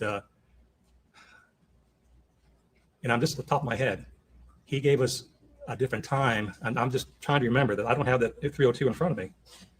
But I heard something on that What, 302? FD 302, sorry, FD 302. a federal document 302, what we call an interview. But she's taking in what we say, sometimes not just you, but we get into acronyms or Yes, sir. document numbers. We Trying to call- make sure all I'm- interviews are done on an FD 302, all interviews, no matter what it is. Jury voted 302 would be. It's a interview report, federal document FD 302. All interviews are done on that document. You mean a report, A report, interview report, period. and that's just the number. That's always been that way for decades. FD 302, we call it. But you did a 302 on your meeting with Brent Booth. I mean, and then Terry Brent. Terry Britt. And again, I don't have that document, but I can't remember the exact times. But I just remember when we talked to him, Terry Britt insisted that he contact his wife, Janet, who was working at the newspaper, and she came out quickly. And she came to the house and right away, went to the safe and got that receipt. And they talked about how they went to get the tub that morning. And then later on, after that phone call, that same day we're talking about that phone call, I heard also that same time after he hung up, I heard on the microphone that we installed, that was installed inside the trailer. I heard Terry Britt say to Janet Britt, I recognize the voices. And he said that, again, they're going to hang this whores, law enforcement, are going to hang this case, Holly Bobo case on me. Okay. He says, I didn't even know who, excuse my language, the bitch was, Holly, who the bitch was. And he says, I can't remember what we did that day. And then Janet spoke up and says, we left the house about 10:30. We went to Camden. We bought that tub. And he says, oh yeah, I remember that old man sold us a $300 tub for $150. Then we went to Decaturville, came back to the house by 1. And that, that's son of a bitch. Cop came by and talked to me, asked me what I was doing that day. Okay, so they were clearly repeating an alibi over in the house. Yes, I heard it on the microphone. And this is after they had acknowledged that they thought they were being recorded. Yes, after they hung up. But the problem with that recording, that it was not recorded electronically, because apparently the phone call I think was, but the microphone was not recorded because I think there was a technical glitch where the microphone wasn't plugged in correctly, and there's not a recording, but there's a note that I made generally about what they said, but not in great detail, because I didn't want to go against the recording, because I only heard it one time, so I didn't want it to conflict. So, but what you're saying is you could hear it, but it wasn't preserved. Right. But I believe I did, and once I heard it wasn't preserved electronically, I'm pretty sure I did an FT 302 about what I could remember with what I heard on the microphone. So I'm pretty sure there's one in the 5. Pretty sure. And no further questions. Crawford. Were you aware that the blonde hair that was found was sent to the FBI up to the laboratory? Yes, sir. Compared DNA, it was not Holly Your Honor, Bobo's. I'm going to object to this. You can ask if he's aware of that. We went through this earlier. But I think that's misleading as to what the report was, because they didn't test the DNA, they tested the mitochondrial DNA, and it came back. Your Honor, He can ask the question. were you aware? Yes, sir. It was not a DNA match. It was a microscopic match. She compared her hair, her known hair, from her brush and the hair there, and she said it was, but it wasn't a DNA match. Exactly. Yes. Looked at it, saw whether or not it had similar characteristics like Yes. color and stuff like that. Yes. But then they actually did a DNA analysis and not hers. Yeah. See, You talked about this little conversation that you heard. It was first on the phone. And it was over the phone that either the sister or whoever said something about phones may be recorded or something like that. Is Yes. that correct? And it was after that phone call was hung up that you heard Mr. Britt and Miss Britt talking. yes, Janet Britt. Did Mr. Britt or Janet Britt ever say anything like, I wonder if our house is bugged? No, there's never any kind of mention of that. I think they had no idea whatsoever. Just about phones, no idea. Just one final thing. Did you have occasion in this investigation to speak with Dylan Adams? Yes, I did in December. Okay, Yes, December 2011. All right, and I'm not asking you what Dylan Adams said, but did anything unusual happen while you were talking to Dylan Adams? I was sitting in my car at their house, and I was just wrapping up the interview of Dylan, and Zach drives up, and he sees me there, and assumes I'm law enforcement. He gets out of the car and starts yelling at me, get the fuck out of here, and identify myself. He said, yeah, you get I left my car, and so I said, I'm leaving my car here. I just spoke to your brother. And he said, yeah, well, get the F out of here. So I just left.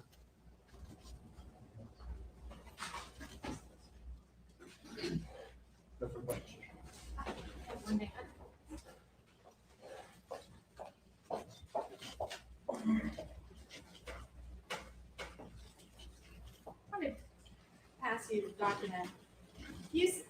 To be clear, when Terry Britt is talking to his sister on the phone, they do talk about the fact that the house is potentially bugged. I can't remember if they said the phone's tapped. Okay. I think they referred to the phone. I don't remember. If I have a document, is there a document that might help refresh your memory? Yes, yes. We pass forward this document to you. See if you recognize any reading glasses. I do. Okay. And it's all in a highlighted section? Yes, if you just review that, see if it refreshes your memory.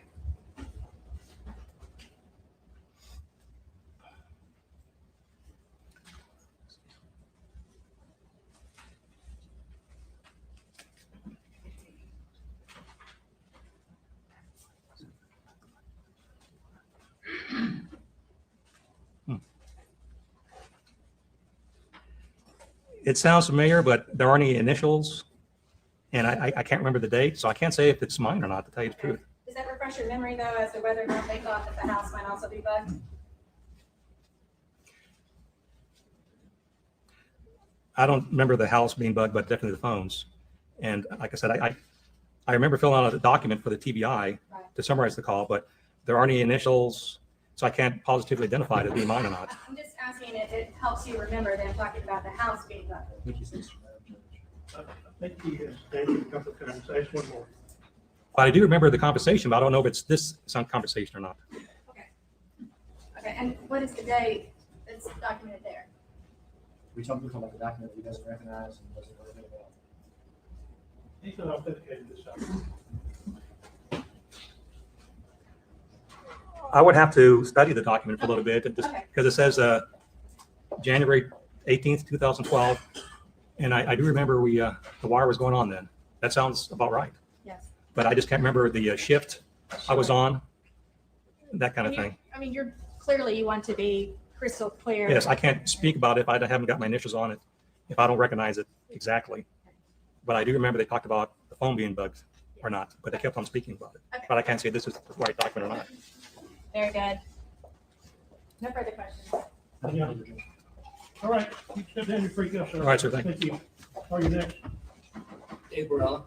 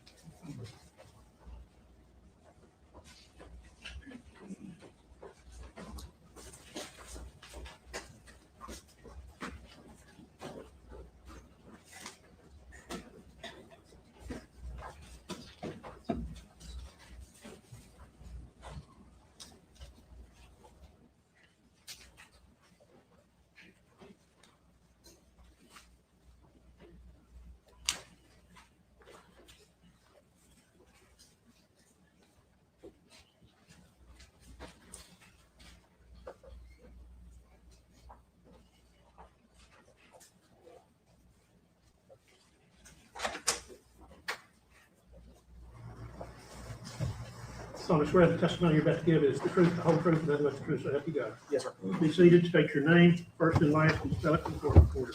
David Barela, that's Barela. Mr. Barela, how are you employed presently? I'm a private investigator.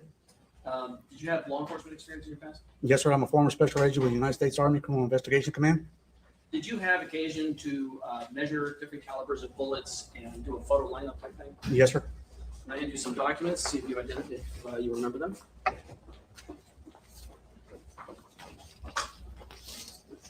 Yes, sir, I do. Are these a fair and accurate representation of the documents you created or printed out? Yes, sir. All right, move these into the next two numbered exhibits. All right, there's three of them, Yes. 28, 29, and 30.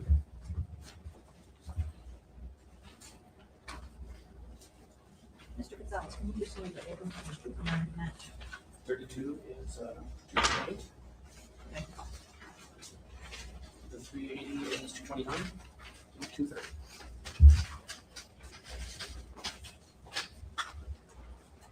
Permission to publish, Ron? Yeah. If you look over your left shoulder there, is this the document you just reviewed? Yes, sir. What is this? It's a 32 caliber. Why don't you identify your exhibit, just 228, 228, yes, all sir. right? Go ahead. It's a 32 caliber bullet round. Do you see the bullet diameter listed on here? Yes, sir. It's a .125 inches. Can you look at it again? I'm sorry, .3125 inches. And looking at 229, what is this? That's a 380. And what's the diameter of the 380? The diameter of that is .355 inches. Exhibit 230. And what is this? This is a lineup of photographs that I submitted. Did you do this lineup? Yes, sir, I did. And those annotations at the bottom of each bullet, did you do those? Yes, sir, I did. And where did you get the diameters that are measured there? I used a digital caliper that I measured each round, and then I documented that information onto the photograph. And where did you measure on the round? They were right above the casing, as close as I could to the top of the casing. So like right here where the actual bullet meets the casing, Yes, sir. and you measured it with the caliper? Yes, sir. Now, you have both millimeters and inches on there, it looks like? Yes, sir. How did you go from one to the other? The calipers I was using was digital, and all I did was hit a button, and it went from what I was reading in millimeters to inches. And I recorded that information on there. And as to the 32, did you measure more than just one bullet? Yes, sir. And did it vary at all? Yes, sir. By how much would you say? Minuscule amounts, but they still vary just a little bit. That's all I have. Cross, Good afternoon. Good afternoon, ma'am. Just to be clear, you're not an expert in ballistics, is that right? That is correct. And if I, I think you're going to wind up back up. They're right there at the point of the tape. Am I correct? you are correct. Not my first try like that. And I'm putting back on the screen, exhibit 230, the lineup. If I heard you correctly, Mr. Barela, you said that you measured the diameter as close as you could to the top of the casing, is that correct? Right at the top of the casing, measuring the bullet itself. And these other two documents that have been put into evidence through you, these are more, I guess, what the manufacturer Yes, ma'am. would say that the diameter is of the various rounds, Yes, correct? ma'am. So let me grab my glasses. So for instance, on the 32, which is third from the left, correct? Yes, ma'am. If we go to one of the two previous exhibits, according to the manufacturer, it's supposed to be a 0.3125, correct? Yes, ma'am. And what did you say you measured? I In measured inches? a .005 on that particular round. And that's because, and this, I read your box at the bottom, this is ammunition you had on hand, correct? Yes, ma'am. And that's because you measured it at the top. Right at the edge of the casing where the casing meets the actual bullet. And if I told you that an expert in forensics and ballistics said that to get an accurate measurement, if you look over your left shoulder, you have to remove the projectile from the casing and measure at the bottom, would that surprise you? No, ma'am, it would not. Objection, what he's surprised at is not relevant. It's objection overruled. So it wouldn't surprise you. Would you also agree with me that when a person fires a weapon and the projectile goes forward, and in a revolver, the casing doesn't, correct? Correct. Objection, calling for opinion testimony. He can state that. And so really what hits the object, if it hits something, would be and if it goes through something, that would be a different measurement than when you actually measure something inside of that casing, correct? I'm assuming it would be because of the rifling in the barrel would change things a little bit. The rifling will change it, and the fact that to fit inside something, it's gotta be smaller. That's why it's called a casing. So what's inside would be slightly smaller than what's holding it. Does that make sense? Yes, ma'am. I'm not an engineer, ma'am. Right. So that might account for perhaps the variance in what the manufacturer said the diameter of the caliber is and what you measured when you measured at the top of the casing, correct? Correct. All right, thank you. Are you an expert in how a bullet acts when it leaves the barrel? No, sir.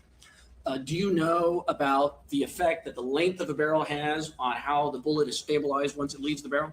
I'm not an expert at that, sir. Are you an expert in the gyroscopic technique of twisting the bullet or rifling to stabilize it as it leaves the barrel? No, sir. I'm not an expert at that. Are you familiar with ballistics or engineering on how a bullet acts as it goes through the air per a given distance?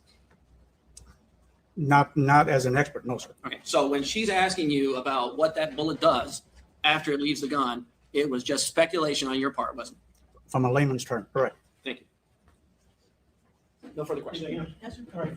Step down, you're free to go. Thank you, sir. Thanks, sir. Call your next.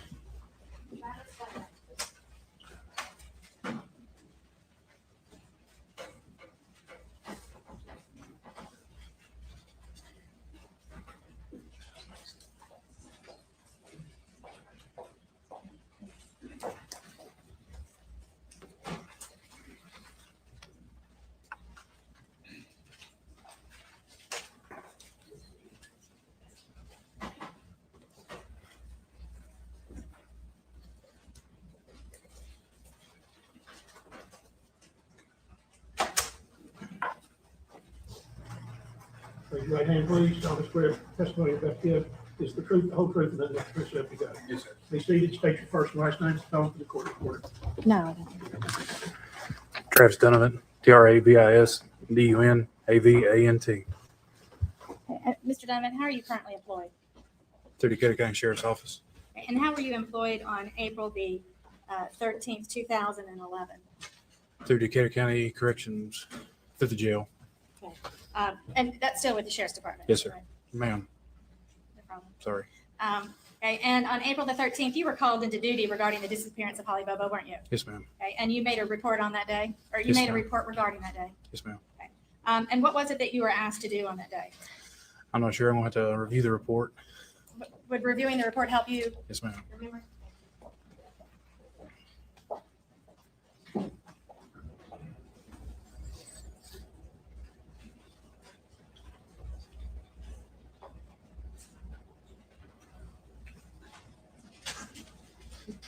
It's been a long time, hasn't it? Yes, ma'am. Since that day.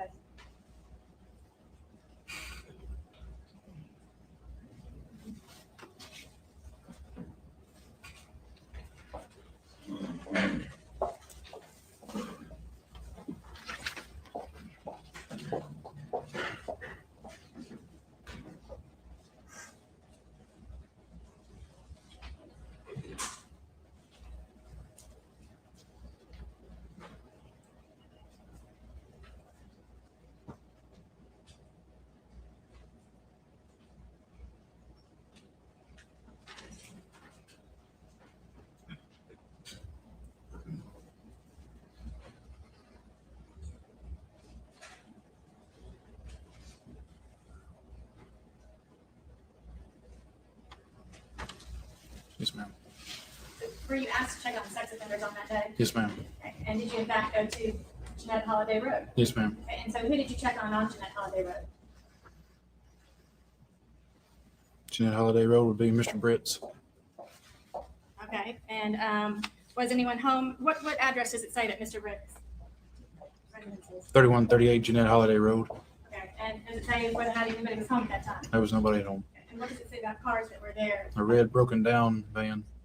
Were there other cars noted there? No, ma'am. Was that part of what you were asked to do, was go around and note what cars were at each residence? Yes, ma'am. And does it say what time it was that you were there?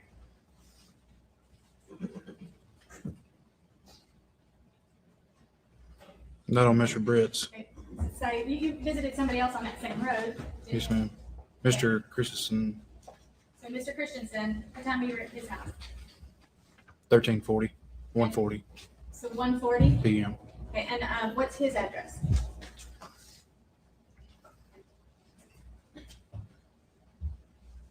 Is it 2800 Holiday Road. Jeanette Holiday Road? Holiday Road. 2800 Holiday Road. There's a Okay. difference between Holiday Road and Jeanette Holiday Road. Okay, so that happens to say Holiday Road. Yes, ma'am. So you can extrapolate then, can you, what time you think you would have been to the next location? Probably 15 minutes Okay. delay. Okay, very good. I'll just take that back. Yeah.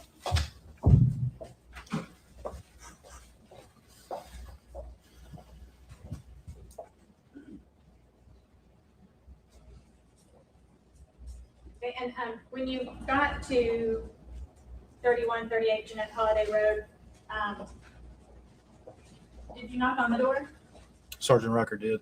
Okay, and you were present with Sergeant Riker. Yes, ma'am. And did anybody answer the door? No, ma'am. Did you hear anybody moving around inside? No, ma'am. Okay, no further questions. Well, all right, keep it down before you go. Call your next. You might talk to Dick Adams.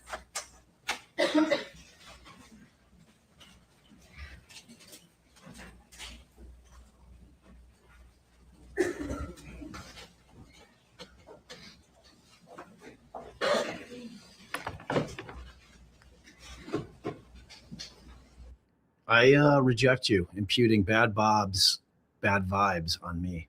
Rejected, sir.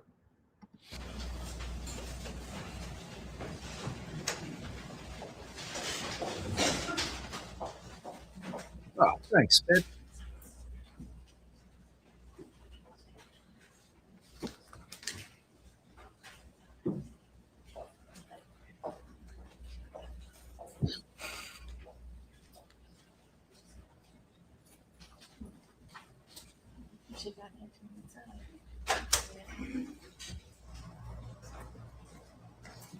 Place your right hand, sir. Solemnly swear the testimony you're about to give is the truth, the whole truth, and nothing but the truth, so help you God. Be seated, state your first and last name, spell it present to the court reporter. John D. Adams. And will you spell your name, please? Spell your name, please. JOHN-D-A-D-A-M-S. And do people call you Dick? Do you go by Dick? That's right. And Mr. Adams, how are you related to Zach Adams? It's my grandson Where do you live? next door to me. Where do you live? Oh, I live at 260 Adams Lane, Okay, and where did Zachary Adams live? 235 Adams Lane. Okay. And does your house have a basement? No, And what about that Mr. Adams' house? Does it No. have a basement? no. And on April the 13th, 2011, the day Holly Bobo disappeared, Who lived with you at your house? Dylan Adams. Okay, and who is Dylan Adams related? How is he related to you? He's my grandson. Okay, and how is he related to Zachary Adams? He's his brother. Okay. Let me ask you about guns. At any time around April 2011, did you know of Zach Adams to own a .32 revolver? No, Okay, and at that time, around April 2011, did you own a .32 revolver? no, Have you owned one since that time? no. Now, let me ask you about a well on your property. At one time, did 260 and 235 Adams Lane have a well?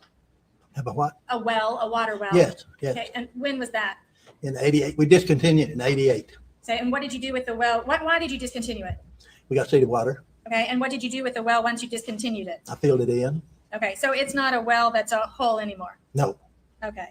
And in April of 2011, who was it that was living with Zachary Adams? Was anybody living with him? Rebecca Earp lived with him sometime in there. I don't exactly know when. Okay, and how was she related to Zachary Adams? Girlfriend. Okay. Since Mr. Adams is your son or grandson, do you happen to know what size shoe he wears? 13. A 13. Okay, and do you have, at some time, did you come into possession of Croc shoes that belong to Mr. Adams? Did I? Croc shoes.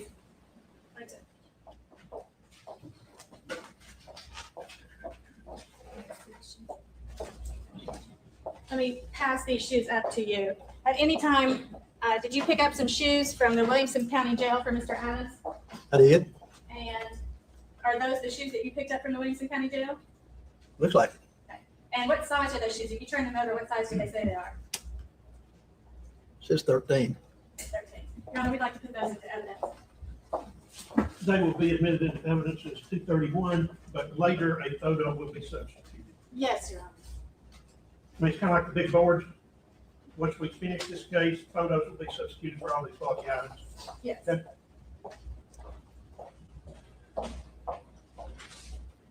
And can you tell me what your cellular telephone number was in April of 2011? Do I? What was your cell phone number in April of 2011? Telephone number? Yes, Home or cell? cell. 549-5002. Okay, and what about your home number back then? 847-6566. Okay. And did you provide a cellular telephone to your grandson, Zach Adams? Yeah, I did. And do you remember back in April of 2011, was it a flip phone? I don't know what kind of phone it was. Okay. Do you remember at some point turning over Dylan's flip phone to Brent Booth with the TBI? I think he picked it up at the office. I'm not sure. And they also picked some up at my house, I think. I'm not sure. Okay, but do you remember turning some telephones over to them? Yeah. Okay. I want to ask you some questions about your grandson, Dylan, now. Now, Dylan, was he in special education when he was in school? He was. Okay, and why was he in special education? He had a learning problem. Okay, and does he have a high or a low IQ? It's below average. Okay, and are there certain things that Dylan cannot do in day-to-day life? Yes. What are those things? Well, if he had a watch, he had to have a digital watch. He couldn't tell time. Okay, can't tell time. What else? He was bad to tell you a story, too. Okay, so does that mean he's not clear sometimes on facts? And Right. what about money? Who handles his money? Do I? Who handles Dylan Adams' money? I guess I did. Do what? It's my favorite thing. It's my favorite thing that they say down south. Do what? Come again? Do what? It's a great thing. It's a great thing. Okay. Is there a reason that Dylan lived with you? He lived with me. Why? Why was he living with you? Why didn't he have his own place? Well, It's slightly 1.25, but you can do it. I'm not slowing it down. I'm not slowing it down. You can do it. Just concentrate. Concentrate. he lived with his mama till he was 18. Then he moved in See, he lived with his mama until he was 18. We can do it. the house with me. Right. Why didn't he go out and get his own apartment? I don't know. Well, was it related to the fact that he had a learning disability? Yeah, and he wouldn't hold a job. Okay. Let me ask you about Dennis Benjamin. Are you familiar with a man named Dennis Benjamin? I just knew of him. He was a customer of ours on our water. So when you say customer, you mean he's a water customer? Yes. Okay. And is he a close friend of the family? No. Is he a person that Dylan would have known or been close to? I wouldn't think so. I want to ask you also about your wife, Becky Adams. Can you please tell the jury when she died? Do what? When she died. When did Becky Adams die? The last day of March. The last day of March. On Friday night. Was buried the 2nd. She was buried on what day? 2nd of April. April 2nd. And what year is that? 2010. Okay. And then your grandson, Zach, he was arrested shortly thereafter. Do you remember when he was arrested? 2000. Was on the 4th, wasn't it? Okay. 4th or 5th? So April 4th, 2000, what year? Same year. 2010, yes. 11. If your wife died in 11, he was arrested in He 2011. actually testified in 2010. Okay. I'm sorry. What year did your wife die? 2010? Are you certain she died in 2010? 2010 or 2011? I don't know. Do you know, in relation to when Holly Bobo disappeared, was That was it, 2010, wasn't it? well, if Holly Bobo disappeared in 2011, did your Okay, wife, 11. so your wife died close in 2011. time to the time Holly Bobo disappeared? Just a few days before. Okay. Very good.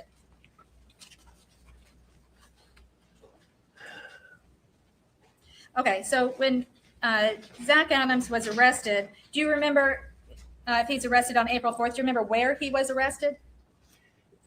The way I understood it, Natchez Trace Park. Okay. And the car that he was driving, do you remember what car he happened to be driving when he was arrested on the He 4th? was driving my pickup, And what kind of pickup was that? a Nissan, What color was it? white, And what year was it? 98. Okay, 98 white Nissan. Let me just see if I can pass you forward.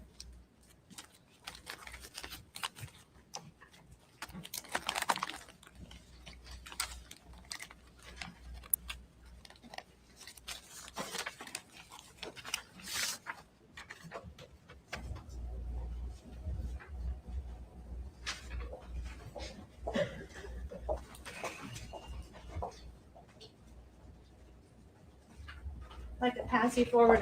This is a copy, not the original, of a certificate of title. Do you recognize what that's the title to? I do. What is that the title to? Do I? What is it a title to? Me? To what? No. What car does it belong to? Oh, that belongs to the 98 Nissan. Okay.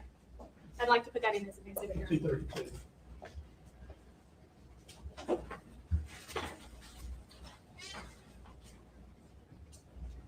I don't wish to publish it to the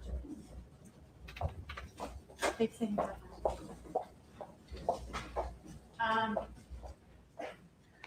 So after he was arrested in your pickup truck, what did you do with that truck? I went and picked it up at a towing service, brought it back to Betty Bell's house and put it in the shed. Okay.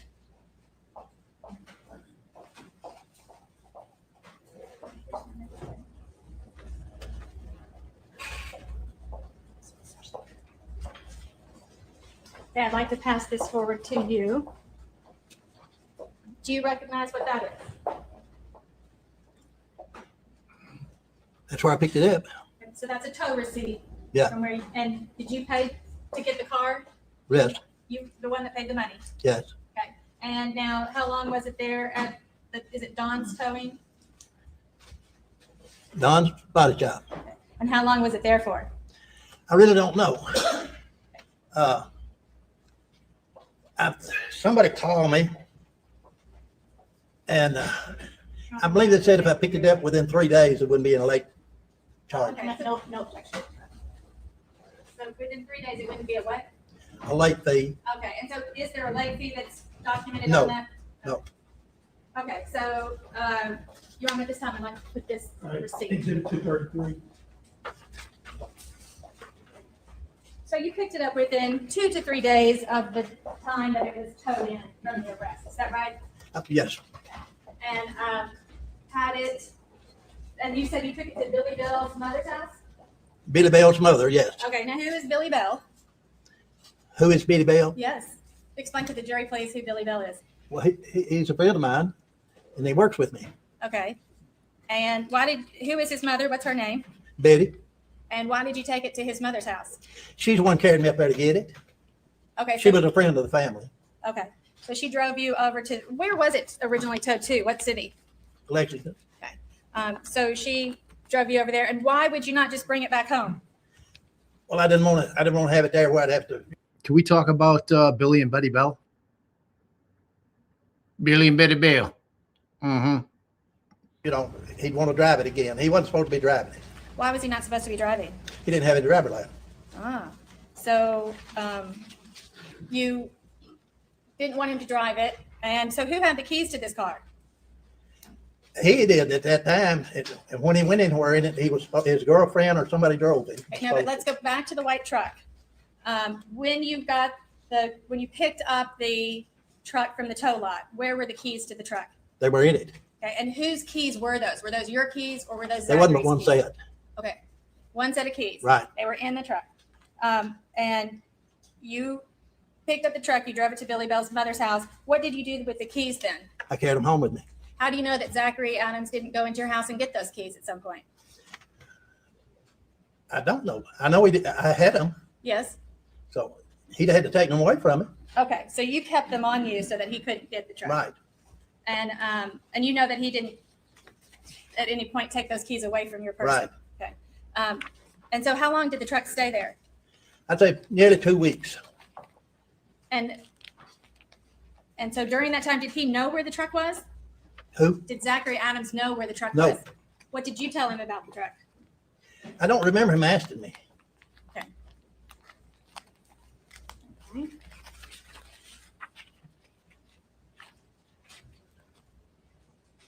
Now, on April the 13th, 2011, were there other cars at your house for Zachary Adams to drive? Other cars Yes. What cars did you personally own? on the van. A van? Yes, And who drove that van? I did. Okay. What else did you own? That was all I owned. And what about Zach? Did he own any other cars? He had 2 trucks sitting there. Okay. One of them was tore up, the other was wrecked. Okay, so which one was wrecked? An 03 Chevrolet. Okay, and when did it get wrecked? I'm not sure. Was it before or Or after? before, yes. Okay. And who wrecked it? Zachary. Okay. And was it wrecked just days before or was it wrecked significant time before? No, it's wrecked weeks before. Okay. And then what was the other car that was there? It was a 2094 Nissan. 2094? I mean, a 94 Nissan, Okay. 4-wheel drive truck, had a radiator busted or something on it. How did the radiator get busted? I think he running in a treetop. What do you mean, a treetop? Huh?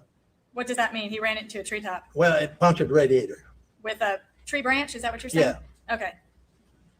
And what about Dylan? What kind of truck did Dylan have?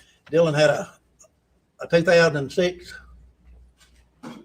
Silverado pickup, skinny cab.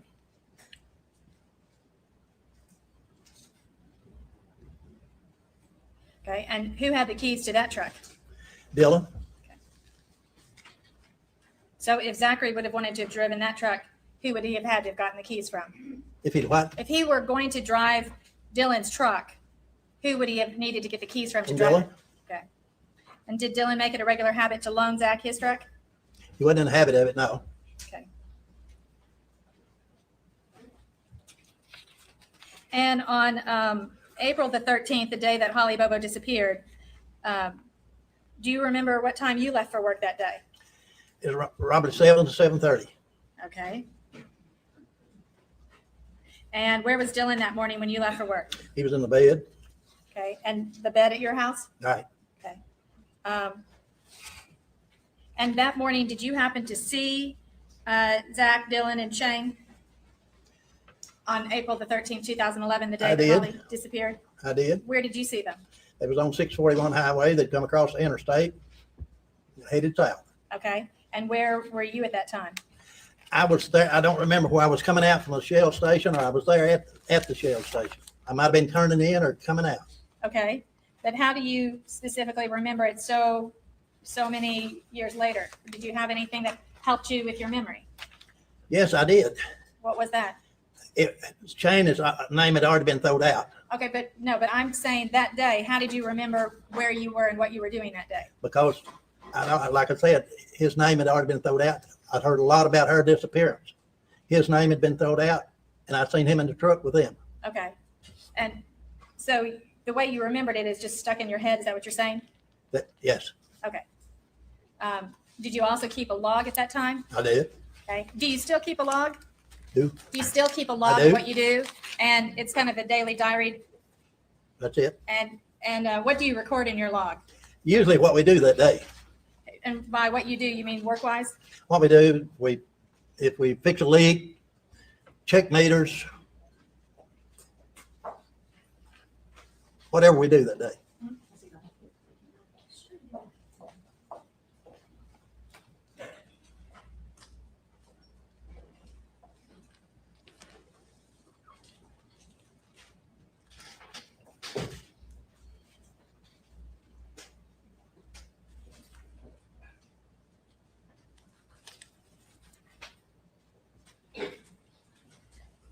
While she's looking at that, let me ask you, what color was that 94 Nissan truck that you had?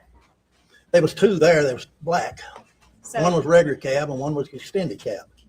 okay, but one of them was white. The 98 was white, Was white. and it was a Nissan. Yes, And then the 94 was black. black. It was That belonged to Zach. okay, and it was a Nissan. The other Nissan was a regular cab. I bought it for Dylan. It never did run. Okay.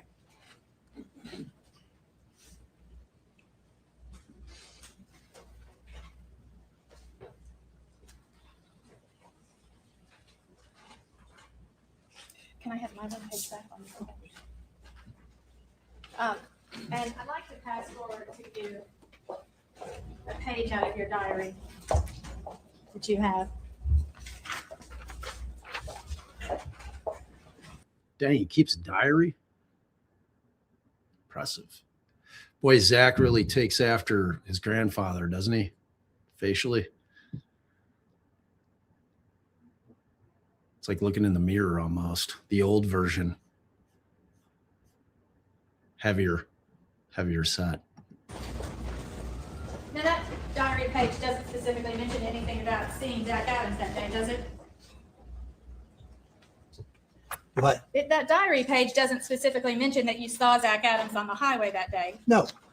And can you read it to us? What does it say? The rest of it? Yeah, what does the diary say? Well, it said we met Doug and Siegler at Siegler's house and fixed the blow off where the county had hit it with a bush hog. Turned water on for Smith property, meter covered up.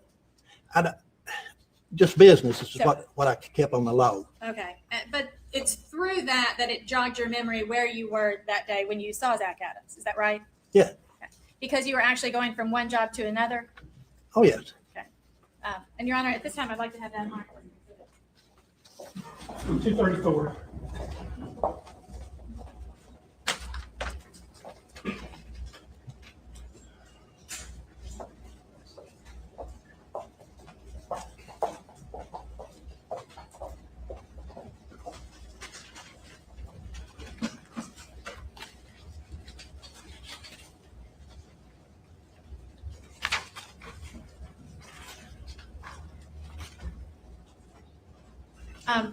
And over the years, you allowed various people to come in and search your property for Holly, didn't you?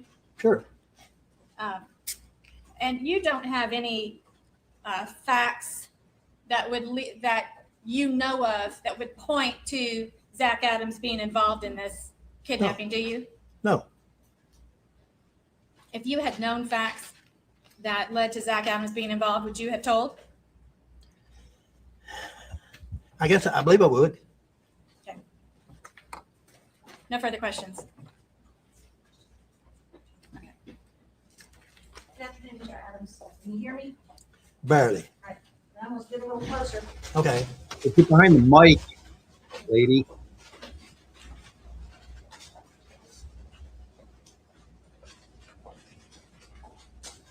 How's this? That's better. Is that a lot better? That's a lot All better. right, I understand. I have trouble hearing myself. Yeah, we have trouble The listening. day that Ms. Thompson has asked you about, April the 13th, 2011. Okay, That's the day that Holly was missing. right. You and Billy were working that day like you do most days, right? That's right. Now, I understand that when you get to work, sometimes you get there a little bit early, sometimes he gets there a little bit early, and you hang out some. Yes, And then when you get back to the office, sometimes just hang out there a little while after right. to make sure there's no more calls that come in. Whatever comes up.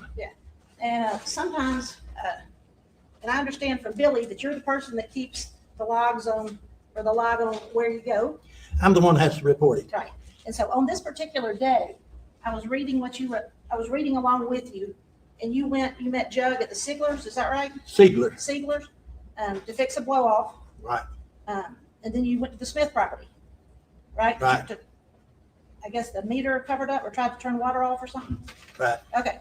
Now, you don't say in here how you got from one of the jobs to the other though, right? No. Okay. It sounds like you don't need to, that you're pretty familiar with the roads and whatnot. Right. Okay.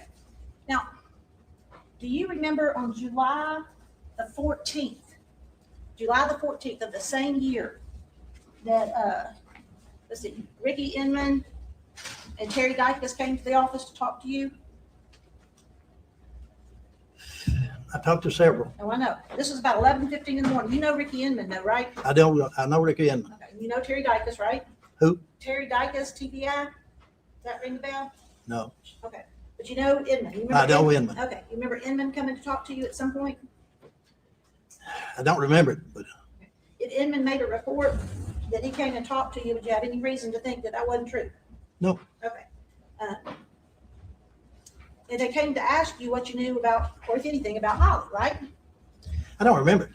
Not because they thought you were involved in any way, but they came to ask about your grandson and his friends, didn't they? About the what? About your grandson and his friends? I don't remember. I don't remember coming up. Did you I make remember. Did you make the statement? Your Honor, if he doesn't remember, then She's gonna ask him if he made a statement. if she's gonna ask him his opinion as to people's involvement, Your Honor, So far, the question, I object to her asking his opinion as to who would be involved, because I wasn't allowed to put on Terry Dicus's opinion as to who's involved. Well, that's, she wasn't asking that. okay. And the reason why I'm gonna ask this question, in case there's further objection, Your Honor, is because this is after the day where he just talked about the car being tucked away. So, anyway, did you make the statement? I don't know anyone specifically that you should look, but I would look at all of Zach's friends. Did you say that? I don't remember that. She can ask him if he said it, okay? He can either say, yes, I did, no, I didn't, I don't remember. And in fact, I'm required to ask him before I can bring in extrinsic proof. Did you make that statement? I don't remember it. You don't remember it for sure? You didn't say it, you did say it, you just don't remember? I don't it? remember it. Okay. And do you remember them coming back to talk to you, like February of 2014, so like 3 years later, where Brent Booth and Chuck Baker came to talk to you again at the office? I remember Brent Booth and Jeff Jackson. Okay. Well, I think several people have been to talk to you, haven't they? Yeah, Okay. On this day, Brent Booth was there. Do you remember? No, well, let me go back. So when they talked to you in 2011, do you remember telling them that you were out in the field that day, which is what you just told us, that you were working that day, right? I don't remember it, but if they asked me, I told them. Yeah, because that was where you were. Yeah. Right? And I hate to bring up something sad, but did you tell them all of that time is a blur for me because my wife passed away on April 1st, 2011, and was buried on April 3rd? I don't remember telling them that. Would that have been true though? When bad things To some happen? extent, Yeah, I mean, things sometimes get blurry. Okay, so they were asking you about what you did, and you said you were working because you worked, right? right. I mean, we saw that. We read, you wrote the log. Now, when they came back 3 years later to talk to you about the same stuff, it's always about the same stuff, isn't it? Yes. Do you remember telling them that day that you knew about seeing Zach and Dylan and Shane in Zach's truck, the dark green 2003 Chevy, because they were in front of the Shell station at the 126 exit and were traveling south, and that it was at 10 o'clock in the morning? I don't remember the 10 o'clock, but I remember telling them I'd seen them. Okay, so when they came to talk to you right after it happened, you didn't remember, right? I did remember. Right when it happened? I remember the day it happened. I seen Zane and Zach. So, but when law enforcement asked you about it, you told them you didn't remember. No, I didn't. But then you later came to remember not only that you saw them, but exactly what road you were on, what exit you were on, what gas station you were at, and which way they were driving. I remember that well. Is there any reason that you didn't tell them about that 3 years before? I don't remember them asking me that 3 years before. Okay. So by the time they came back to talk to you, your grandson's name was still out there, wasn't it? Was Shane's? Yeah.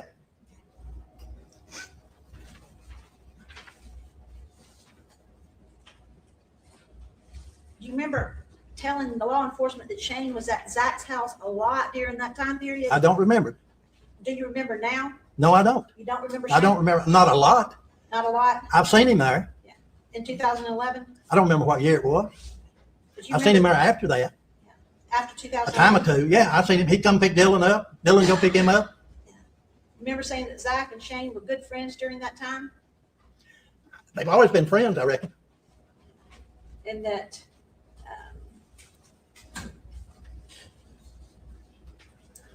did you make the statement? If Zach did this to Holly, he's a good candidate for it because of the people he runs with and all the things he is into, I said he was a good candidate for it.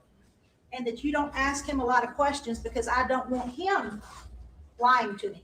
No, that's Dylan. He needs to tell you what he did, and I will do everything in my power to help him, to make him cooperate. Did you tell, is that what you said? No, Did you tell law enforcement that Do we know what day this is? That she's, still on the same day? what day is that? What day? July, same day we started with? Activity date? Same report. This is 3 years later. This is after he's been arrested? This is after March, or after they've searched the This is house? 2/28/14. Okay. Do you remember telling law enforcement that Zach and Dylan don't work and they don't have any money except for what I give them? I could have. That would be true, correct? Right. You talked about Dylan. You said earlier that Dylan was slow. He needed a digital watch rather than Right. one with the hands. And he was in some special ed classes, right? Do I? He was in some special classes at school, Special ed through school. but he was able to drive. He could find his way from one place to the other, He got his driver's license. right? So to get your driver's license, you have to be able to read. You Right. have to take tests. So the man can read. Yeah. He's able to feed himself. Yeah. He's able to get his clothes on. Yeah. You didn't have to pick out his clothes for him. No. He can nose his way around the kitchen if he's hungry. I'm not saying he's a chef, but he can fix himself something to eat. He did. He could work. He just didn't keep a job, is what you said, right? Right. So he was slow, but it didn't affect his ability to make it through the day. In other words, he didn't need a babysitter. He didn't need somebody holding his hand, right? Right. Okay.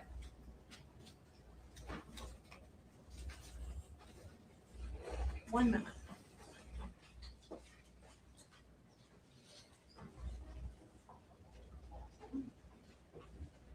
Now, do you remember Mr. Booth, Brent Booth, and I come into your house and talked to you a few months ago? Sure. Okay.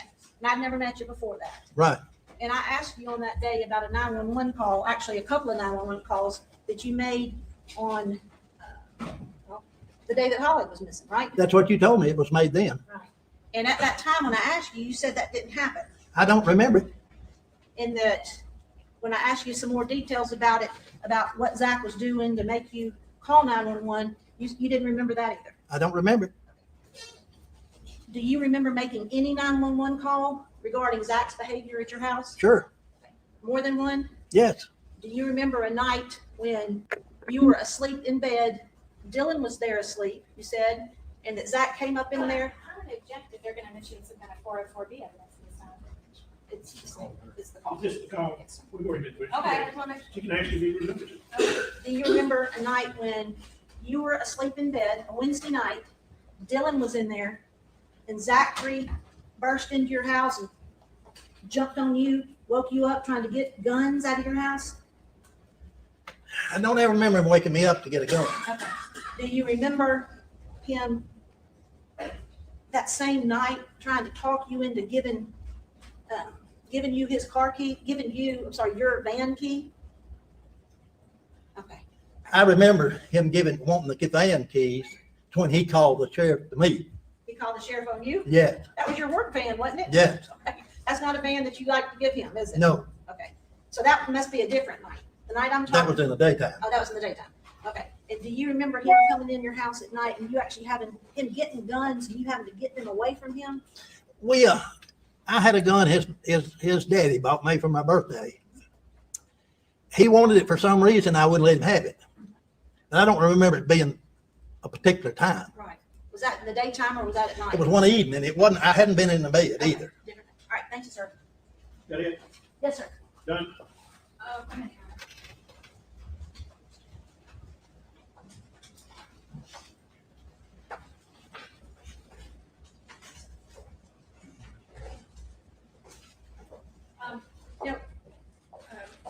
Around the time that they were searching your house regarding Holly Bobo's disappearance.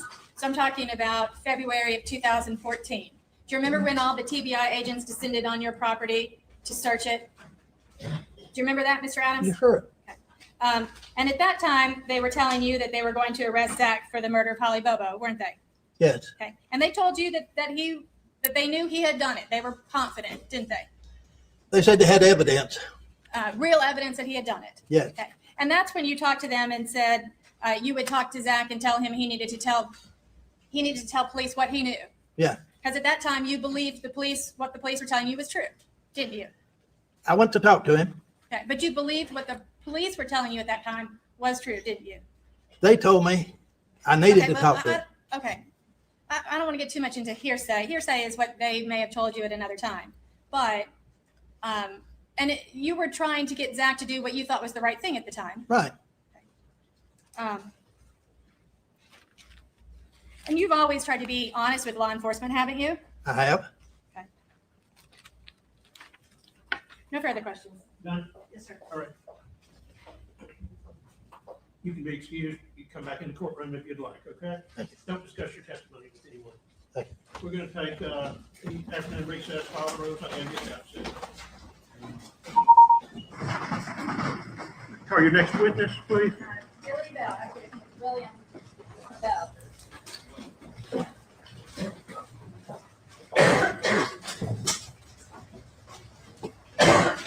I kind of like Billy. It's catchy, Billy Bell. And then the mother's name, what's that? Betty Bell, maybe? Betty Bell. Oh, yeah. Oh, nice. Let's go all American name with it. Raise your Now I feel awful. But the judge liked it too. I take it back. I don't like Billy and Betty Bell anymore. At least, the people are nice, but I'm sure. But I don't enjoy the names. right hand, please. Solemnly swear the testimony you're about to give is the truth, the whole truth, and nothing but the truth, so help you God. Be seated, state your name, first and last, and spell down for the court reporter, please. It's William Bell. I go by Billy, but William, WILLIAMBELL. And I'd like to point your attention to the day that Holly Bobo disappeared, and that's April the 13th, 2011. Okay. And are you familiar with Dick Adams? Yes. Okay. And how do you know Dick Adams?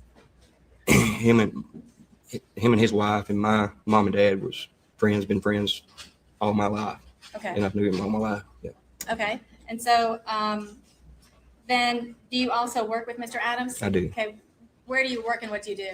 Do what, ma'am? Where do you work and what do you do? We work at North Utility Water District, and we cover 2 counties, Decatur and Benton County. Okay. And so many times on a day-to-day basis, do you work directly with Dick Adams? Yes, it's usually me and him. We'll go out and do whatever we have to do. Okay. So are you also familiar with Zachary Adams? I am. And let me ask you about a truck, a white Nissan truck that Dick Adams owned in April of 2011. Okay. Are you familiar with that truck? Yes. Okay. How is it that you're familiar with it? We just tell the jury. We used to work in it. It was our work company truck. Can you speak up just a little? It was our work truck that we used all the time, our company truck that they paid him mileage for, but we used it on a daily basis. Okay. So I rode a many miles in it.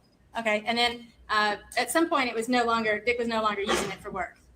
The district bought a new company truck, and Dick was driving in that one at the time. Okay. And he stopped using the Nissan. Okay. And so on April the 13th, do you have personal knowledge about where that truck was? I think it was at my mom's house. Okay, you said you think. Do you think Well- that or do you know that?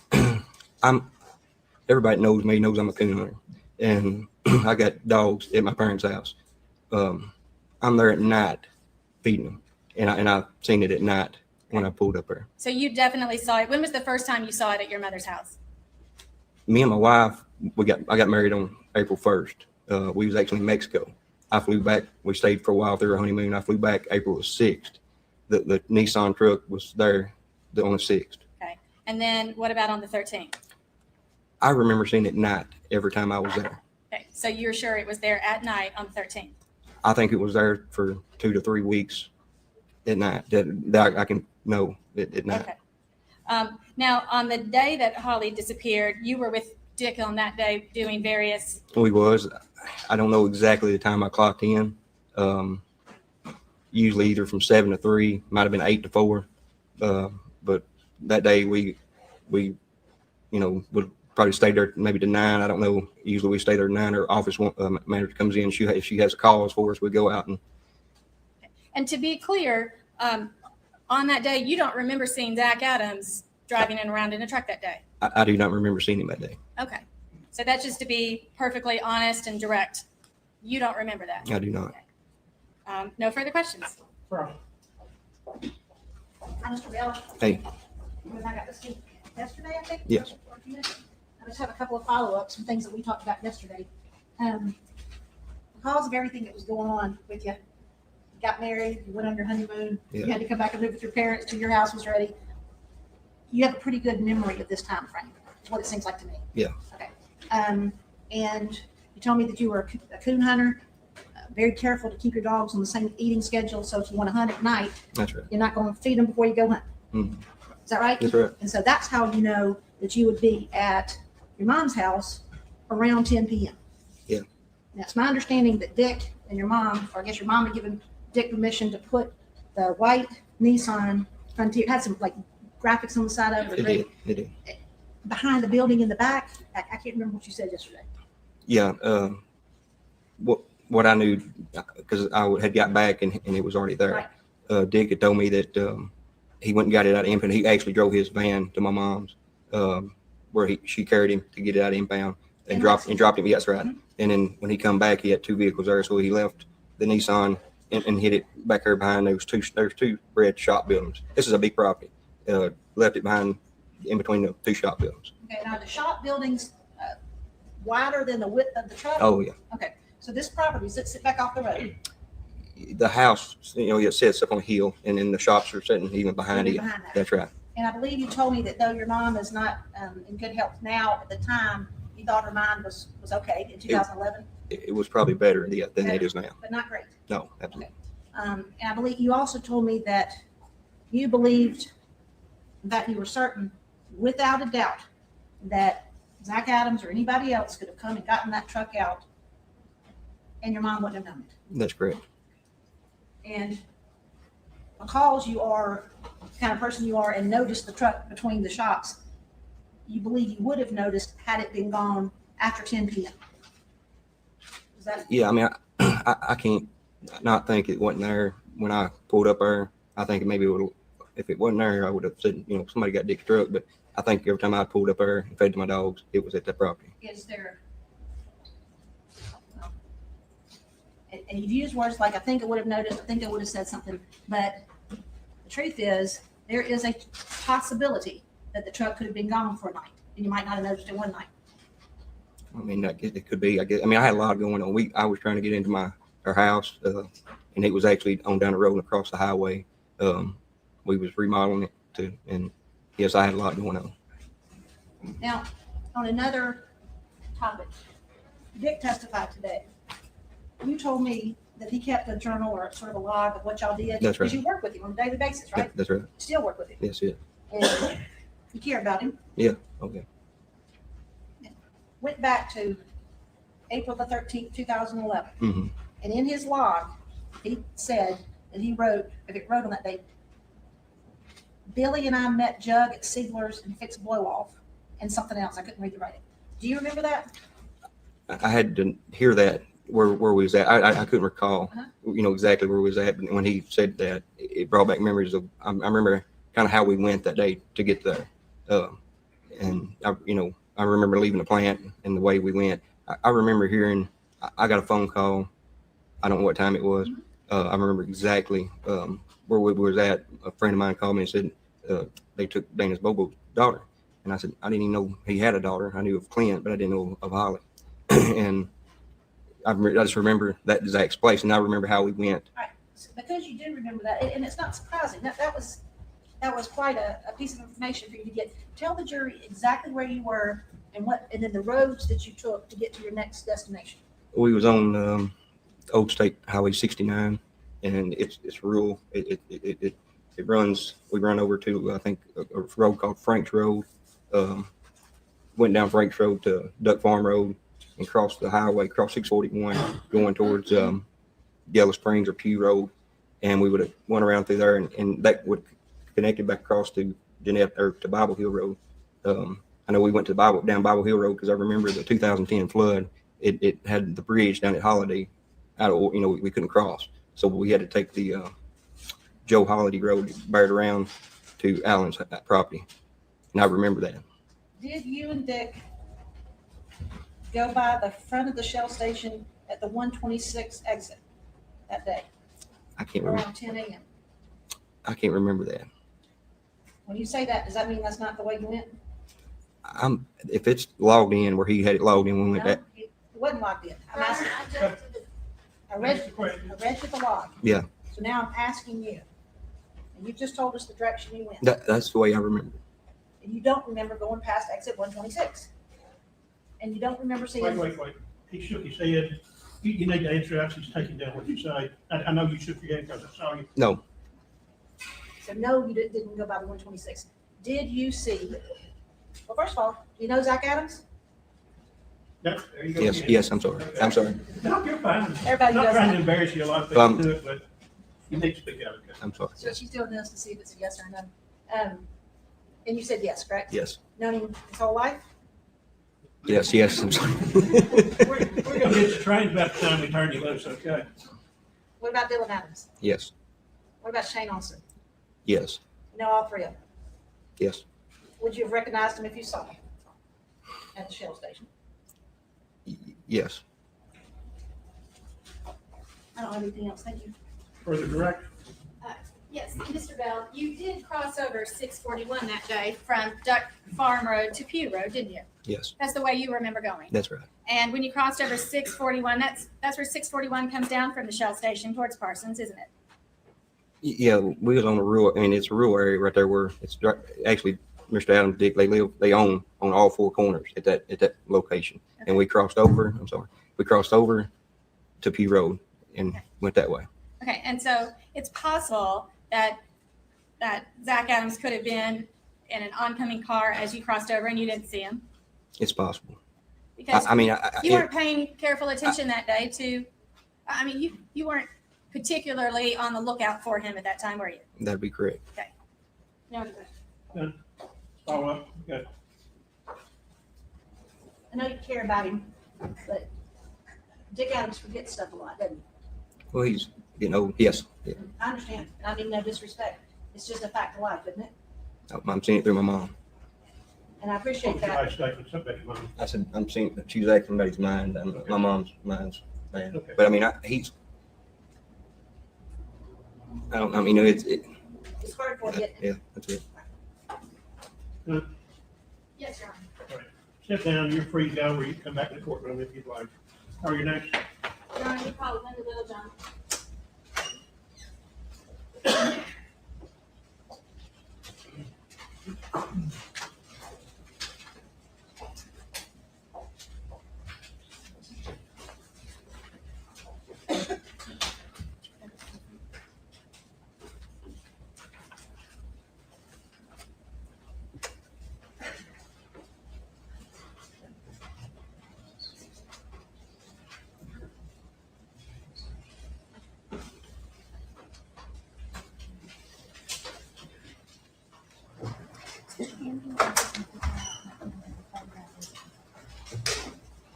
on the swear that the testimony you're about to give is the truth, the whole truth, and nothing but the truth, so help you God. I do. Be seated, state your name first and last, and spell it for the benefit of the reporter. Linda Littlejohn, Littlejohn. And how are you employed, Ms. Littlejohn? I am employed at the Tennessee Bureau of Investigation Crime Laboratory in Nashville, Tennessee. Okay, and on April the 13th or around in there, were you involved in an investigation regarding the disappearance of Holly Bobo? I received some evidence in April of 2011, but I did not go to the crime scene. Okay, but you were involved in processing some of that evidence. Yes, I was. That's And correct. some of that evidence that you were involved in processing was a footprint that was found in a carport. Does that sound right? A shoe print, yes. Right, not footprint, shoe print. There's a difference. Yes. If you're technical about it. Okay. I'd like to see Exhibit 44. If I could. Those are not 44. 44 is a picture of a shoe print, not a footprint.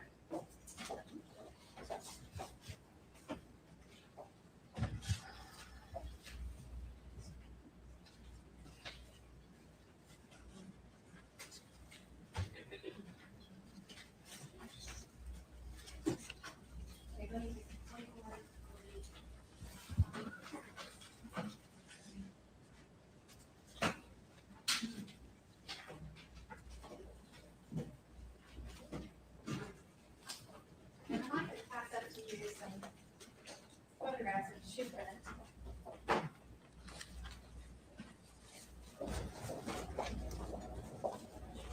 Your exhibit number again. Okay, I have here 44, 40. Well, I need some glasses for that one. 45, 46, and 47. And I'd also like to direct your attention just to save time to a report that you did regarding exhibits 02A, 03A, 05D, and 05E, which is dated 5/25/11. Because what I've noticed in your office is you don't number your reports with a unique number. So you kind of have to go by date issued and then some side information. Well, the lab number is on every piece of evidence in this case. Right. And So do you see the report to which I am referring? I do. If I say those things? Okay. Mhm. And so did you use this photograph or photographs, similar photographs of this shoe print in order to do some comparisons?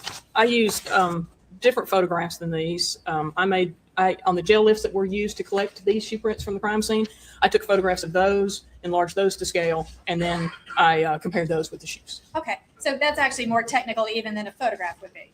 It's more technical than these photographs, yes. Okay, yes. And then based on that, did you also then do a comparison to shoes that came from Clint Bobo? I did. Okay, and if we can have that large bag of materials over there, the biggest of all the bags. And in there's going to be 2 shoes.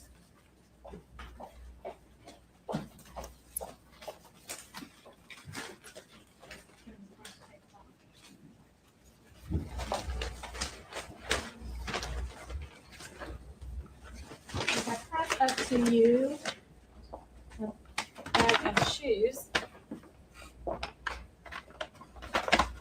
Okay, if you look in that bag of shoes, are those some of the shoes that you examined? Can you tell what number those? I can identify this bag with my case number, my exhibit number, and my initials. And what exhibit number is that? Is that 5E. 5E and D? The 5E, I guess. Just is 5E. Okay.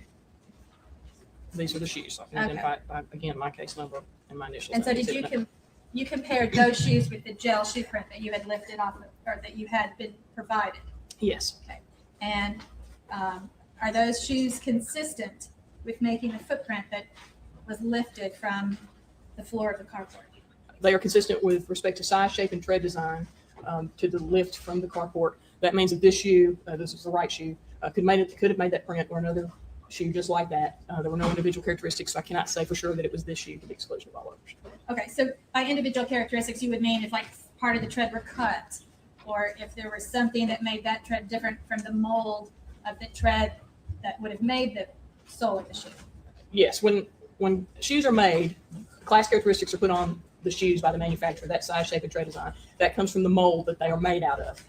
As you wear the shoes, it's possible that you'll get cuts, tears, and gouges on the bottom of those shoes that make them unique to that pair of shoes. And in this case, I was not able to find any of those on the shoe or in the print to conclude that this shoe could have made it. So it's just a class characteristic match, means that a shoe like this or another one with these same type of class characteristics could have made it.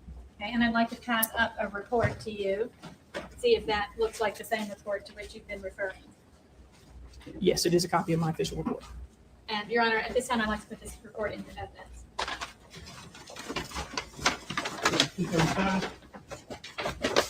Take the shoes back from you. Thank you. I can take the photographs back from you if you like.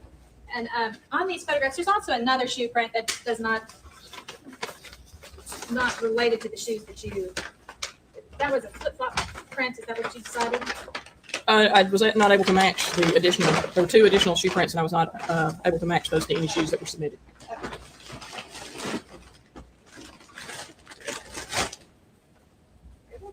No further questions.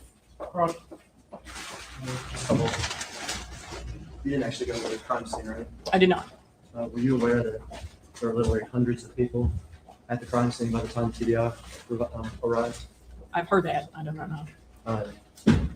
To your knowledge, were any other shoes from any of these hundreds of people ever submitted for comparison? No, they were not. Just the one pair having to do with Clint? 2 pair from Clint, and then maybe some additional that were found at different places, but not identified from another person other than Clint Bobo. Okay, so Shane Austin's shoes were never sent to you for comparison against these? So that's correct. What's that, George? Done. Done, Your Honor. All right, step down, you're free to go. Thank you. Call your next. Amber Street, Your Honor. Last name. Free.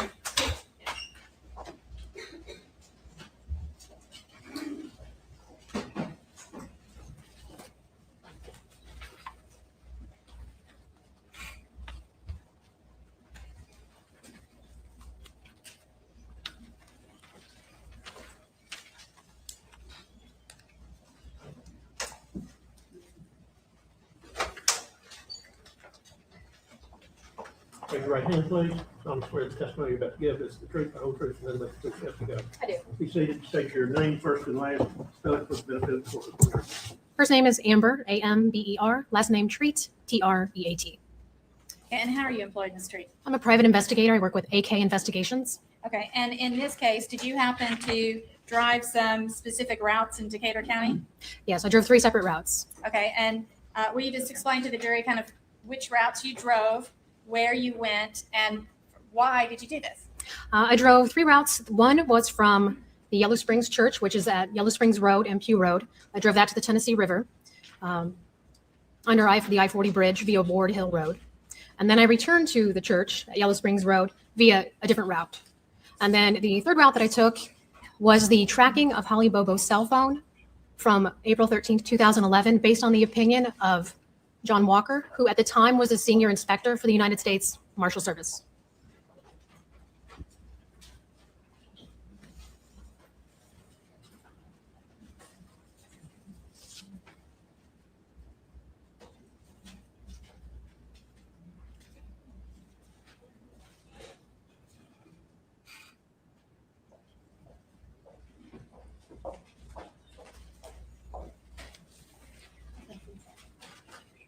Yes.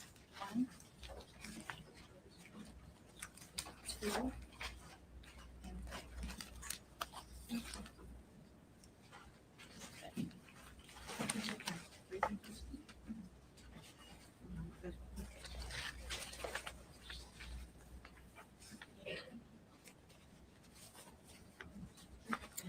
and did you make documentation of your routes? I did. I measured the routes for both time and distance.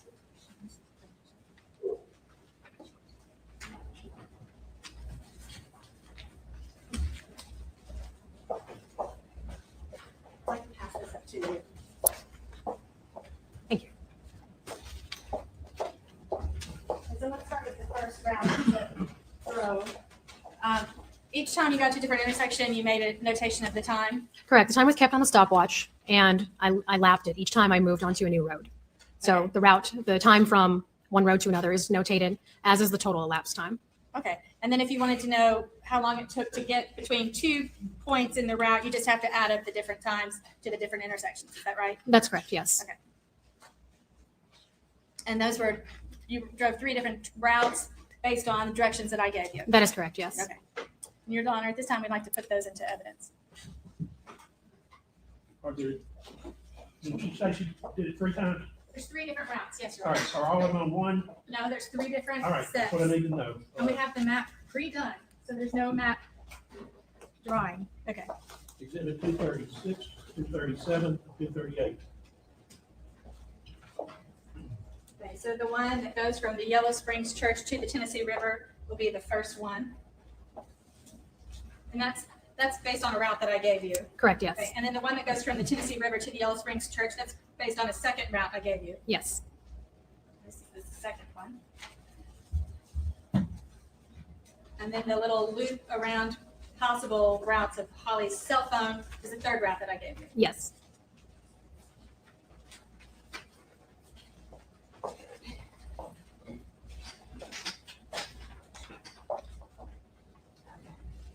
Then first one. So if we look at this first report right here.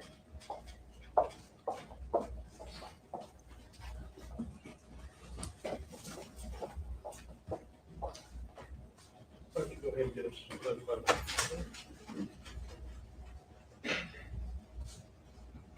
You go from Yellow Springs Church to Duck Farm Road to Duck Road to McElwain Road. Is that right? Yes, Yellow Springs Church to Duck Farm Road, Duck Farm to Duck Road to McElwain, McElwain to Old Highway 69, Old Highway 69 to Sugar Tree School Road, Sugar Tree School Road to North Morgan Creek, North Morgan Creek Road to Birdsong Road, and then Birdsong Road to Ward Hill Road. And then you access the river via a private route, which you cannot see on the map. Okay. And then you've pre-marked a map here on your route on how you went. Is that right? That's correct. Okay. Then the next one that goes from the Tennessee River back to Yellow Springs Methodist Church. What route did you take there? For that, I started at the Tennessee River, the same location I ended on the first route. And I took the access road to Ward Hill Road. And instead of turning right, I went straight on Ward Hill, turned onto Nick's Landing Road, Nick's Landing to North Morgan Creek Road, North Morgan Creek to Sugar Tree School Road, Sugar Tree School Road to Old Highway 69, Old Highway 69 to McElwain Road to Duck Road to Duck Farm Road, across to Pew, and then back to the church. Okay. And how long did that route take you to come back? That took approximately 32 minutes. And the first route you took,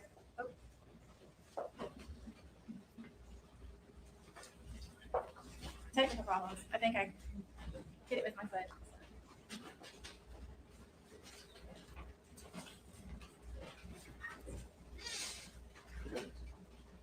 Good. Okay. And the route going there, how long did that take you? The route going out there took approximately 26 minutes. Okay, that one. And then you also drove a route kind of tracking a possible route of Holly's telephone pings that morning. Is that right? That's correct. And how long did it take you to do that route total? That route total was approximately 43 minutes. Okay, no further questions. Say cross. Really quick, just really quick. Right up or down? Doesn't matter, they can stay down. This will take 2 or 3 minutes. Are you following the traffic laws when you're driving? As best I could. I did not actually see any speed limit signs on any of the roads that I traveled. If you weren't, I was going to prosecute you. I'll give her a U. Okay. Exactly. Is it fair to say that you weren't, as the expression goes, driving like a bat out of hell, trying to escape from something? I would say I was driving the route to get a time. Excuse me? I was just driving the route to get a general time Is that, from point A to point B. so were you trying to follow traffic laws? That's what I'm asking. Were you driving as absolutely fast as you could, like a race car driver? No, Or were sir. you driving like a normal person? I would say I was driving like a normal person. That's all. All right. That's all I was asking. Okay, I'm sorry. You said that was all that triggered something. You got some more questions? That's all,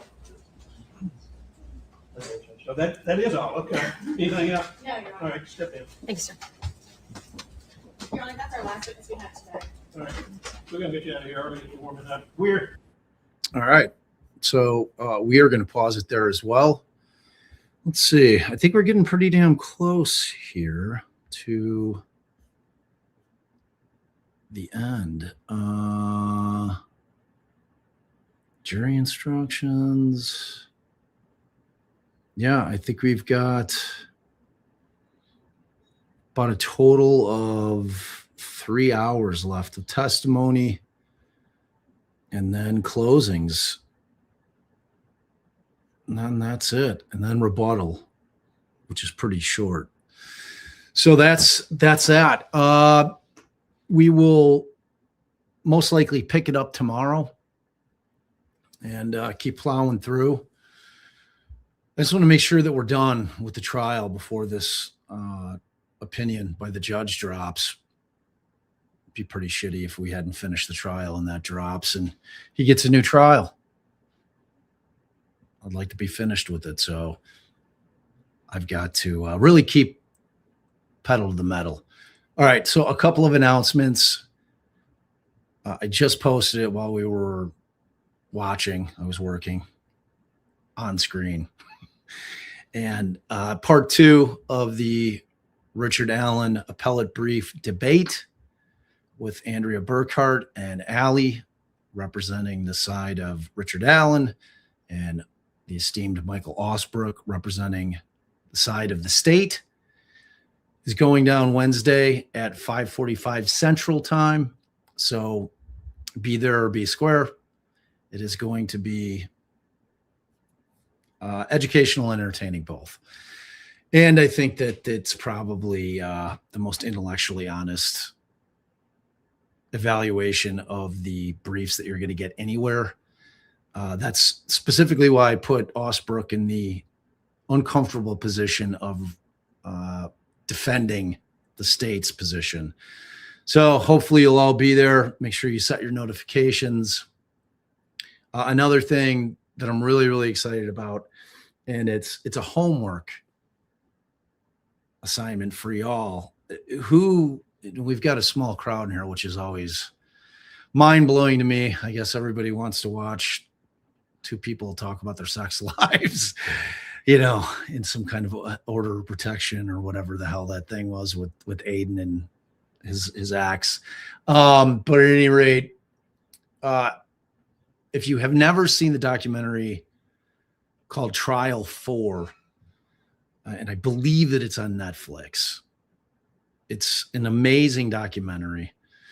And it's about a guy named Sean Ellis, who was accused of killing a Boston cop who was sitting in his vehicle while he was doing off-duty security for a Walgreens in the early morning hours. And they ended up liking, arresting, and convicting Sean Ellis not once, not twice, not 3 times. Well, actually 3 times, because on the 4th time he was acquitted. So it's an amazing documentary. It's a terrifying story. And I'm talking with Sean Ellis tomorrow to line up my interview with him. He's coming over. He's going to hang out with us. He's going to tell us about it. I think it's going to be amazing content. I highly recommend that you all check it out. But I think it would be very, very helpful for you to go ahead and watch Trial 4 first, because I think having that context of everything that went down will really be helpful. Probably what I'll also do, I'll probably put together a live